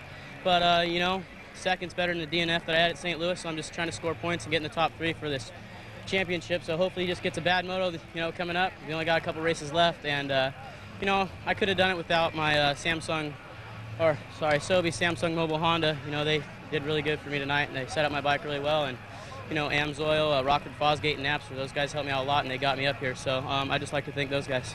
Josh, you've been a fixture on the podium week in and week out. Are you someone to beat for this championship?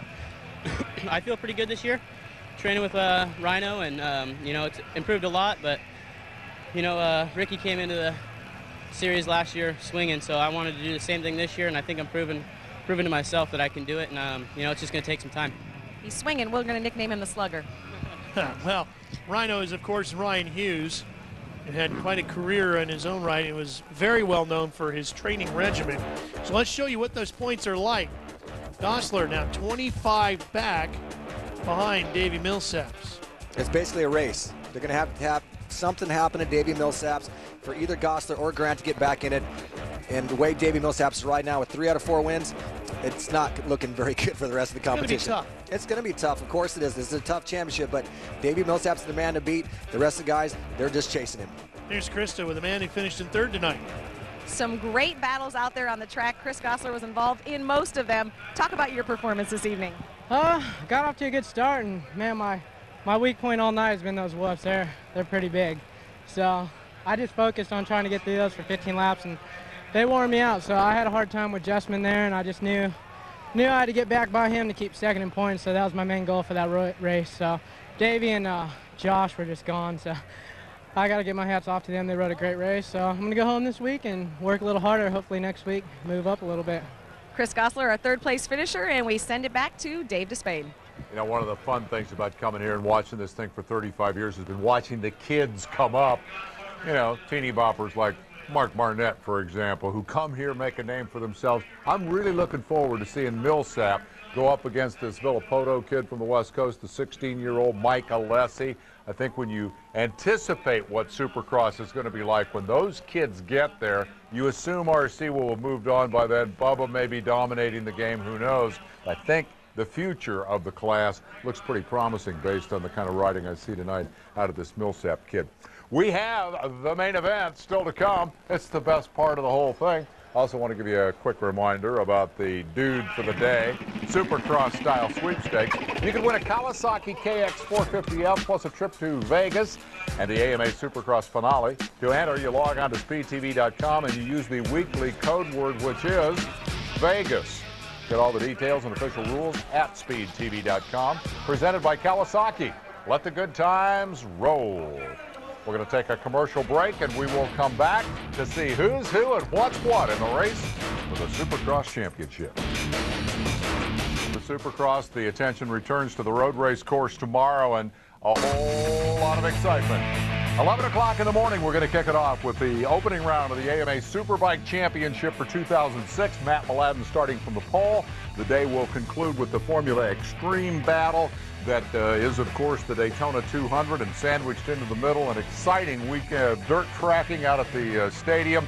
Tune in tomorrow, 11 in the morning, and then just stay till it's over. It's all going to be good. Tonight, of course, the focus is on Supercross. The results of semi number 1. Top 5 go to the main, and those are the 5. But the big story here tonight is Chad Reed. He came in as the championship point leader, and he has suffered an injury and did not complete his heat race. And now the question is, what happens next? Let's get the story. Chad Reed is putting his bike in the starting gate behind us as we speak. He will run in this semi. We're with Jim Perry, the team manager for Yamaha. Jim, bring us up to date. What happened in that heat race, and where do you guys go from here? Well, he got an okay start and crashed in the second corner and banged up his bike pretty good, and he was unable to continue. So we went back, fixed it, and we're going to go through the semi to get in the main event and salvage some points for tonight. Is that what it is all about, kind of salvaging points? Can you tell us how injured is he and how much pain is he in? Well, he's in a lot of pain, and he has a pretty good separated shoulder, but you know, he doesn't want to give up this points lead, and he wants to do what he can to keep it going. And Daytona has been very good to him. He's won the last 2 races here. Well, and Krista, just alongside Chad Reed in the gate is the number 199 of Travis Pastrana. 2 riders, incredibly fast, different challenges ahead of them. Both have huge hearts. I mean, these are both just champions. Both these guys had frustrating heat races, both for different reasons. Like you said, both ends of the spectrum. Chad Reed trying to keep us in this 2006 championship points hunt. Travis Pastrana just trying to put in this main event just for his own pride. You need a top 5. That's what you have to have. You have to have a top 5, and you know, and normally you would say no problem, but both these guys are banged up, beat up, and it's gonna take a lot of heart, both these guys getting that main event. Here's a look at the rest of the field in this semi, and there's some other very talented riders in here, including Tyler Evans, one of the fastest privateers. Yeah, Tyler's had a strong season this year. He's put it in the main event a number of times, had some good finishes, and these semifinals throughout the weekends have been very challenging and very some great racing. Jeff DeMent, Michael Brown in this one as well.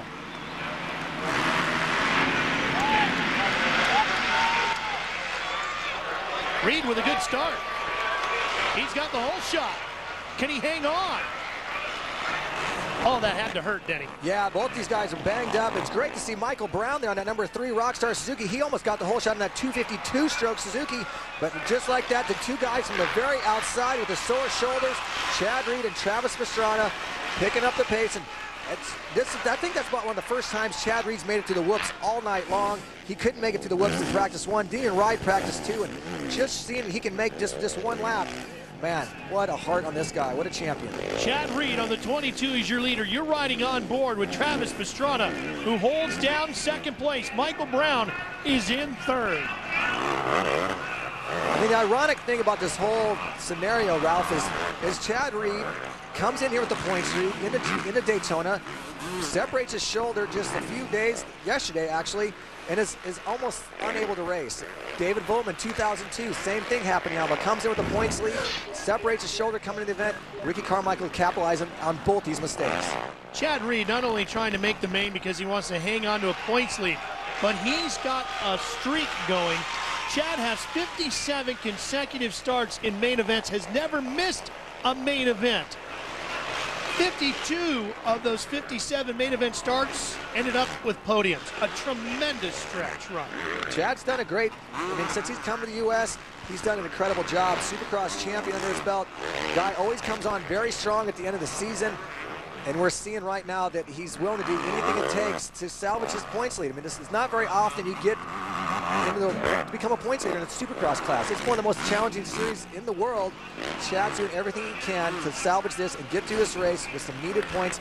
But he's got to go home, and you see him dangling that arm. He's got to go home and regroup, and he's got to do this again next week in Orlando. All right, Denny, based on the riding you're seeing, how he's performing here, what do you see about his riding style, his technique, that makes you feel that he's either healthier or better than you thought he would be, or in worse shape than you thought he would be? Well, he's riding. I mean, I didn't think he even was able to ride. And to talk to him in that opening interview, he wasn't even sure he was going to be able to ride. But the big thing between Chad Reed, Ricky Carmichael, James Stewart, each race, they're a good 3 seconds a lap faster than the rest of the pack. That's a pretty big window for Chad to kind of slow down a little bit, ease into his pace, and still run top 5. And that's what he has to do tonight.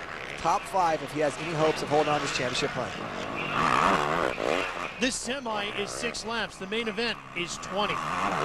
Yeah, that's huge. 20 laps it's 20 laps in a 250 or Supercross 450.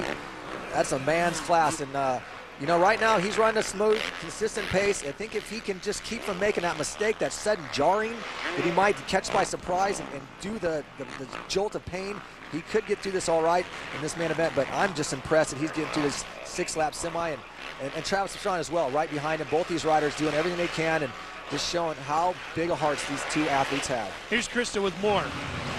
This semi is setting up exactly how Chad Reed wanted. When he went down early in that heat race, he decided to just regroup, head back to the truck, and get ready for this semi, knowing that he couldn't go full force all the way from the back of the pack to be able to advance in. And remember, he sat out a second practice. That was planned. In the first practice, he just went out, found his lines, decided how well or how tough he could get through the whoop section, and then they planned on sitting out that second practice so he could ice his shoulder. He spent this downtime between the heat race and this semi getting his shoulder retaped, getting rest to be able to go full throttle for this semi. His trainer, Ralph, is Jeff Spencer. Jeff Spencer works with Lance Armstrong.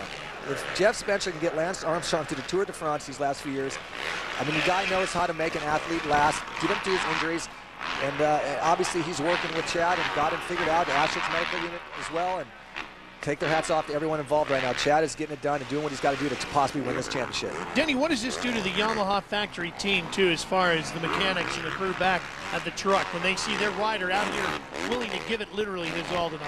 Well, I think at this level, all the teams involved, the staff, they're doing everything they can to make their rider the best, and they put in 100% effort. But just like Suzuki with Ricky and Yamaha seen with Chad, and no doubt Cali with James, they're doing everything they can, and it's just an inspiration, and they're not going to slack off. You know, instead of maybe going home an extra hour, these guys are staying in the race shop, putting in that extra work, because obviously Chad's doing it as well. Travis Pastrana on the 199 with the white flag out sits solidly in second, which is a transfer spot right to the main event. Mike Brown, Tyler Evans, and Jerry Dossel all hold those transfer positions. Jeff DeMent on the 38, one spot out of it. He'll have one final shot in the last chance qualifier. And if you look at the lap times these guys run right now, Chad Reed's running a 53.9 as fast as all, just right there. That's basically what Ivan Tedesco was running in their heat race. And so he's right on pace to keep that podium streak alive. Oh, that's one of those jars right there. You heard the panic rev of that 450 Yamaha. That jarring right there could have put a jolt of pain through him, but this is the last lap, and all he's satisfied, he's going to that main event. Checkered flag, Chad Reed. Quite possibly the most impressive ride of the night so far. Here's the battle to the line. Jeff DeMent on the yellow bike, trying to get the final transfer position away from Jerry Dostal. Didn't do it. Dostal on the 70 will take the straight trip to the main out of semi number 2. Chad Reed, what a run. Krista's there. Yeah, Chad's keeping the helmet on, taking the goggles off. Chad, I know the pain has just got to be incredible, but you really wanted to be able to come back and regroup for the semi. Can you even put into words what kind of pain you're feeling right now? Yeah, that's all I can do right now. It's tough it out, you know. You know, when I did it, I was like, man, that sucks. I was bummed, and then I thought about my good friend Ernesto, and he's why I'm here. Because I wouldn't put myself through this for nothing, but and a title, you know. We want to take this thing and you know, get a week of healing next week. You know, I just want to get on the podium, just get a good start, and just try and make things happen for me, be in the right place at the right time. Chad, you were running some quick laps out there. That was a 6-lap semi. Can you go 20 laps and be on the podium tonight? You know, 20 laps is no problem at all. Problem is whether the pain relief that I'm taking can hang in there for 20 laps. But man, adrenaline will be running, and I'll be fine. You know, it really sucks. I want to go out there. I want to charge this track. I want to get amongst it and have some fun. But that's life. That is life indeed. And as he said, he's riding for Ernesto Fonseca tonight. And Ernesto in many people's thoughts and prayers here this weekend. And Chad Reed using that as his inspiration. Reed's had good runs here, Denny. He's never finished off the podium. 2 wins in a second in 3 tries here at the Big D. Yeah, this one's going to be incredible. I mean, I take my hat off to him. The guy's amazing. I always said the guy never gives up. He keeps working. That's why he always seems to come on at the end of the Supercross season, because he starts figuring things out. This is just a huge roadblock for him, and you know, I'm impressed. He just smashed right through that roadblock, and he's going to try and get it done in 20 laps. And if this thing works out, this could be one of the most inspirational championship stories we've ever seen.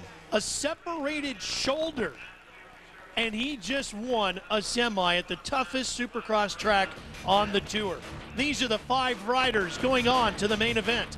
When they get there, Ricky Carmichael, James Stewart, they'll be waiting. Ivan Tedesco, and an injured, beaten, battered Chad Reed, riding with a lot of inspiration, trying to make the podium. And of course, you're going to see it all right here on Speed Channel. What a night we have in store, working our way towards the main here at Daytona.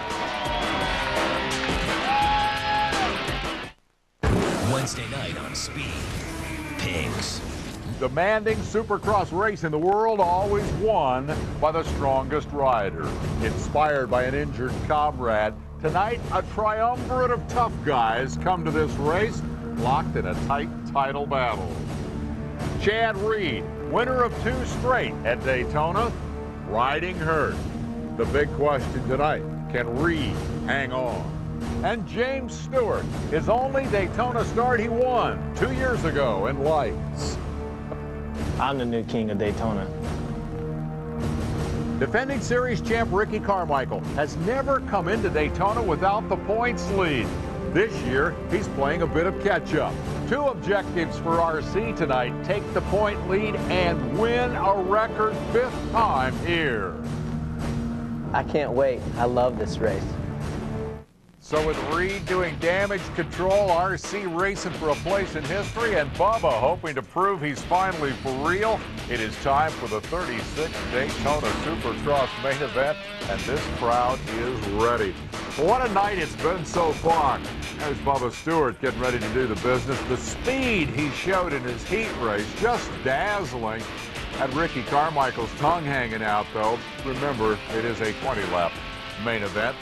Travis Pastrana backflipping his way into history. Nobody had ever done a backflip in Supercross before, and if the officials have their way, nobody ever will again. It's all going to play out shortly. The big question, of course, is Reed's injury. And now, you know what? I think I'm having a flashback.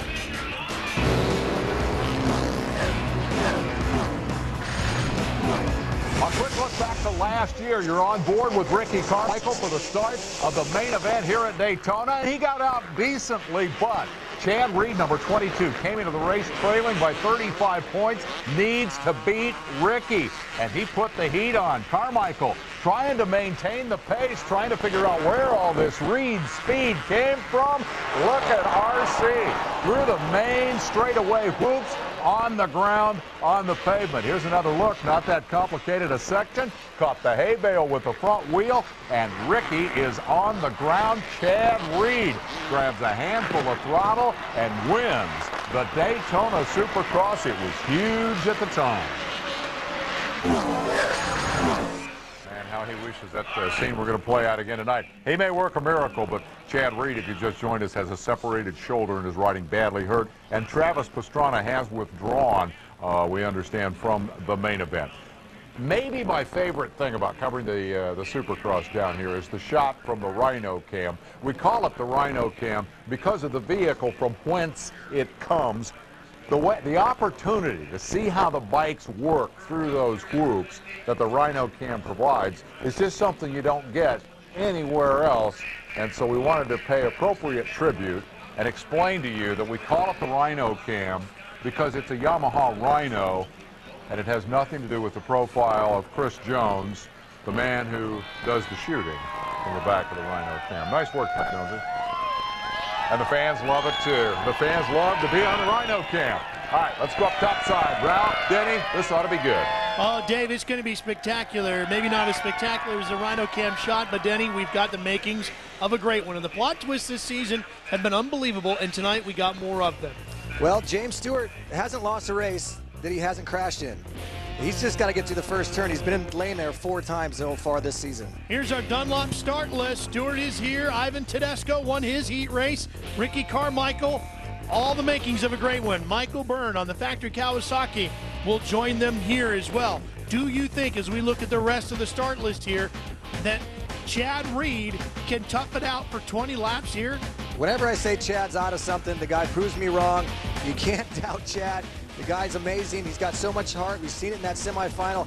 His goal right now, we thought was top 5. He's running a top 3 pace. He's running Tedesco pace, Travis Preston pace. He could finish this night on the box and come out of here not losing all the points we thought he might. Well, before we can drop the gate here, let's touch base with Chris Devoto one more time for a Progressive Direct pre-race report. I'm so glad you guys are touching base with me down here. You know, Ralph, Denny, you've been talking a lot about the softer setup that the guys need here because of this kind of indoor-outdoor track. We want to kind of follow up on that. Of course, we're talking about the suspension. 2 of the quick fixes the mechanic can make and have made all day refer to the forks and the springs, the compression and reaction of those. The way they fix those are little adjusters. You'll see them up here. We're looking at Eric Vallejo's bike. Right up here and right down here. This red nut right down here. Talking about what they do is the compression involves softer or stiffer reaction, quicker or slower. They work hand in hand. These are just quick fixes they can make throughout the day to keep that setup soft but allow them to still use their Supercross or indoor setup so they don't give up too much, especially on these tough jumps. And one of the things that we've talked about tonight too, Denny, is you got to find a balance between a soft setup to deal with the rough racetrack, but you still got to get it over the jumps, so you can't go too soft. Well, it's something these guys can work on. That's something Ricky Carmichael can fall back on experience. James Stewart, he's only been here once. It's a little bit more difficult for him to fall back on experience and see what some of his setups and settings were in the past. But that one time James Stewart was here was on a Supercross Lites machine 2 years ago, and he took the win. The only time he's raced here at Daytona. Check out where these guys are lined up right here, Ralph. You got Chad Reed right there, you got James right there, and Ricky right there. What Chad's going to probably hope to do is get a jump on these 2 guys right here, Travis Preston and Jeff Gibson, and maybe shut the door on Carmichael. If he can push Carmichael back some spots and let Stewart get out front, that's his big thing. That's a 3-point swing. Reed wants, right out, Reed's Bubba Stewart's biggest fan. 36 times we've come to Daytona, no venue, and the Supercross Series has hosted more. We're ready to drop the gate here at Daytona. The Daytona Supercross by Honda. Here we go.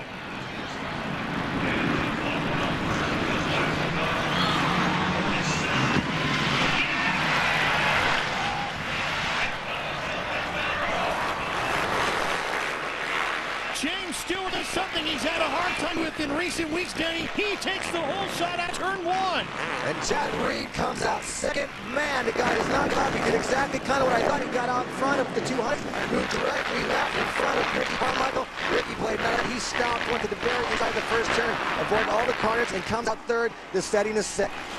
Michael Byrne is in fourth. Travis Preston on the factory Honda rides in fifth. Chad Reed, look at what he's at right now in second place. We weren't even sure, he wasn't even sure he was going to make this main event. He didn't go to ride, and right now he's in the thick of things right behind James Stewart, right in front of Ricky Carmichael.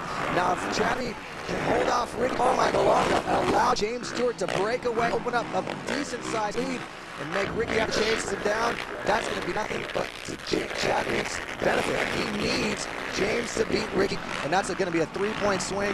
And right now, Chad Reed's going to need every point he can. And that guy, he's riding right in the thick of things. He did not lose any ground to Chad. He held Ricky off his shoulder to hold on for 20 laps. Chad Reed's not out of the pocket to get second in this main event. That would be unbelievable, Denny, if Chad Reed could come in here. When we rolled into the racetrack today, we didn't know if Chad Reed could even ride tonight. And here he is sitting second in main. Yeah, the stage is set. He's in second very early in the race, obviously, but if you're going to do something, you do it right, and you do it early in the main event. He's doing exactly what he wanted to do. He shut down Carmichael down the start straight. He's in between Carmichael and James Stewart. Stewart is already opening up a pretty decent-sized lead right now. Over 3 seconds. Everything's looking right now in Chad Reed's favor. Here comes Carmichael out of the factory Suzuki. Right up alongside Reed. The battle for second is on. A little bit hot down. Carmichael cuts it back to the inside and takes a position away from Reed. But boy, Reed hasn't lost any speed. He's hanging right with the four-time champ. You see Stewart go by in the other direction.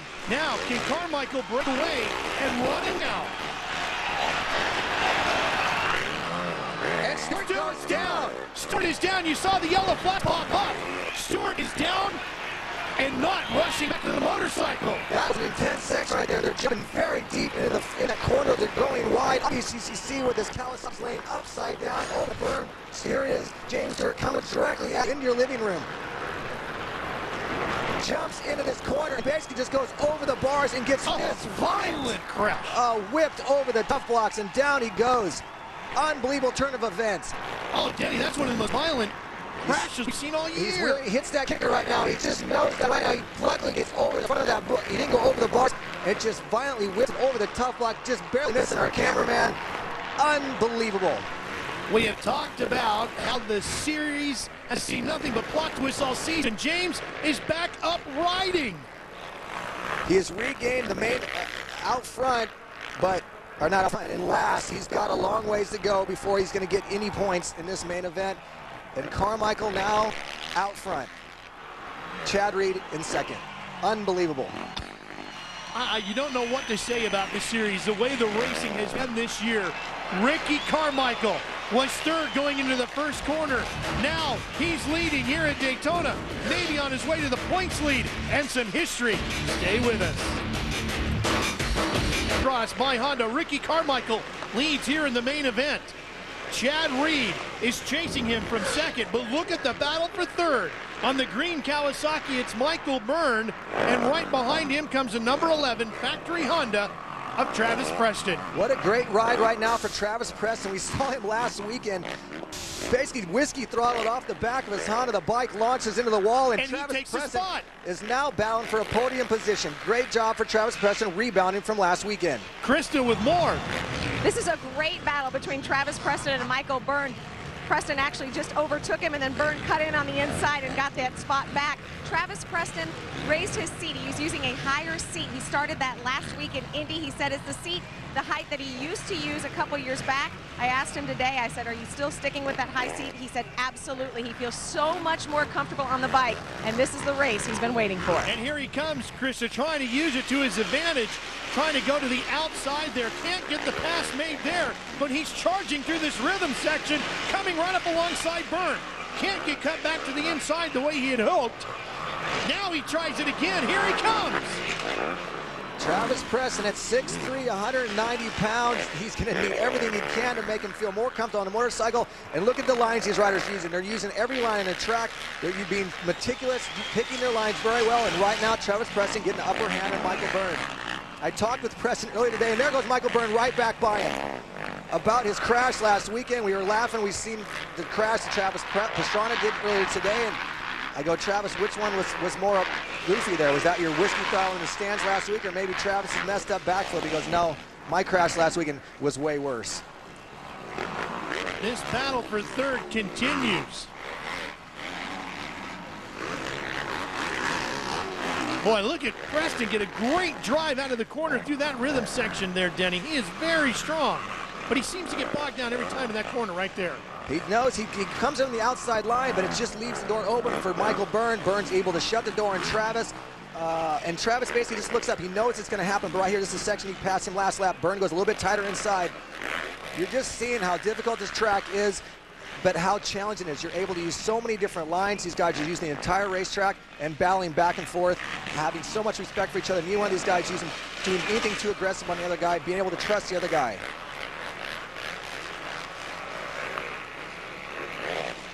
You talked about the height and size of Travis Preston. What kind of advantages and disadvantages does that body structure give you? Well, I used to believe that being the taller on the motorcycle was a benefit, was an advantage. But when you start seeing how tall these guys are, like Travis Pastrana 6'3", Travis Preston 6'3", I think when you make a mistake and you tend to get off the side of the motorcycle, you have all that leverage pulling the motorcycle down, where if you're a small compact rider like Ricky Carmichael, I don't think it's quite as pronounced when you make a mistake, because you don't have all that body weight throwing you sideways. So lately, I think that being tall has been a little bit of a disadvantage for some of these riders. Their lap times are about 2 seconds slower than the man leading here right now, Ricky Carmichael. Look at that, though. Travis Preston has slowly gotten slower each lap. He's gone from a 55.3, he's up to a 56 flat, and right now he's starting to lose a little bit of touch on Michael Byrne.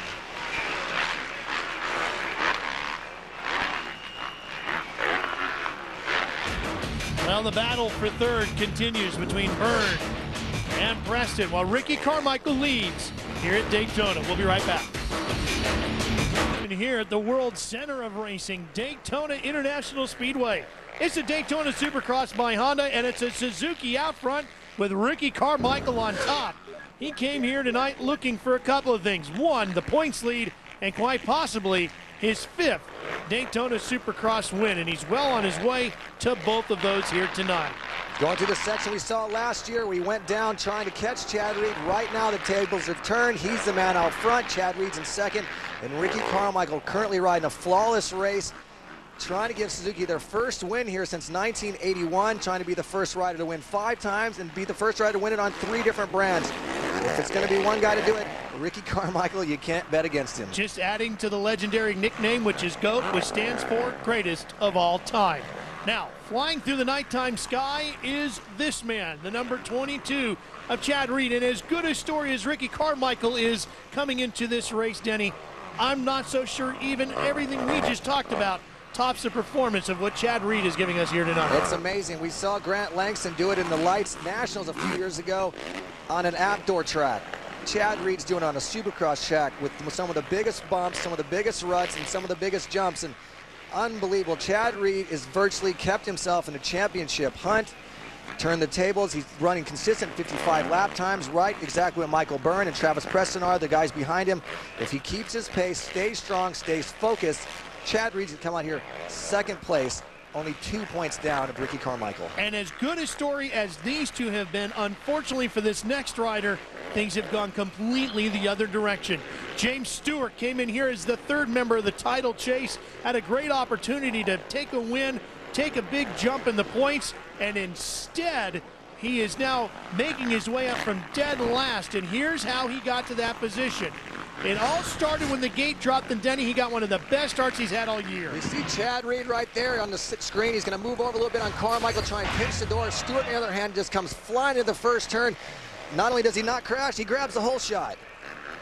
That's our progressive direct hole shot replay right there. But then watch what happens after that. After we get into racing and things settle down, one of the nastiest crashes of the year. These guys are jumping way in his corner, trying to avoid the bumps. He clears the bump, but his front end tucks, and he just is violently, like you said, thrown over the top of the Honda Tough Block. He regains the race in a distant 20th. He's done a commendable job. He's currently up to 13th. He's doing everything he can to salvage these points, but yet again, James Stewart, we find him on the ground.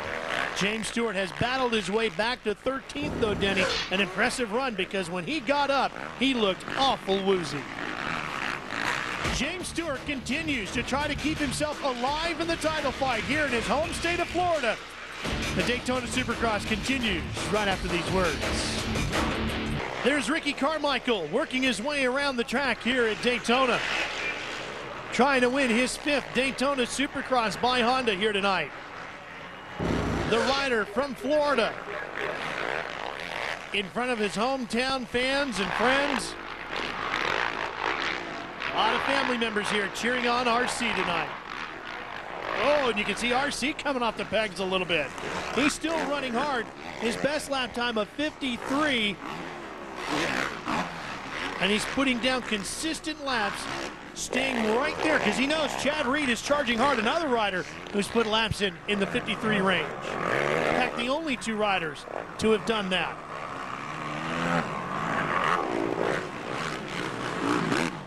But you know what, Denny?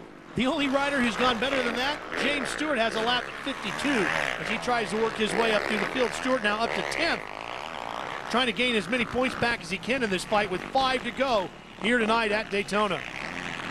It's just a shame and amazing the fact that James can be so fast and just have those little mental breakdowns that turn out to be so costly.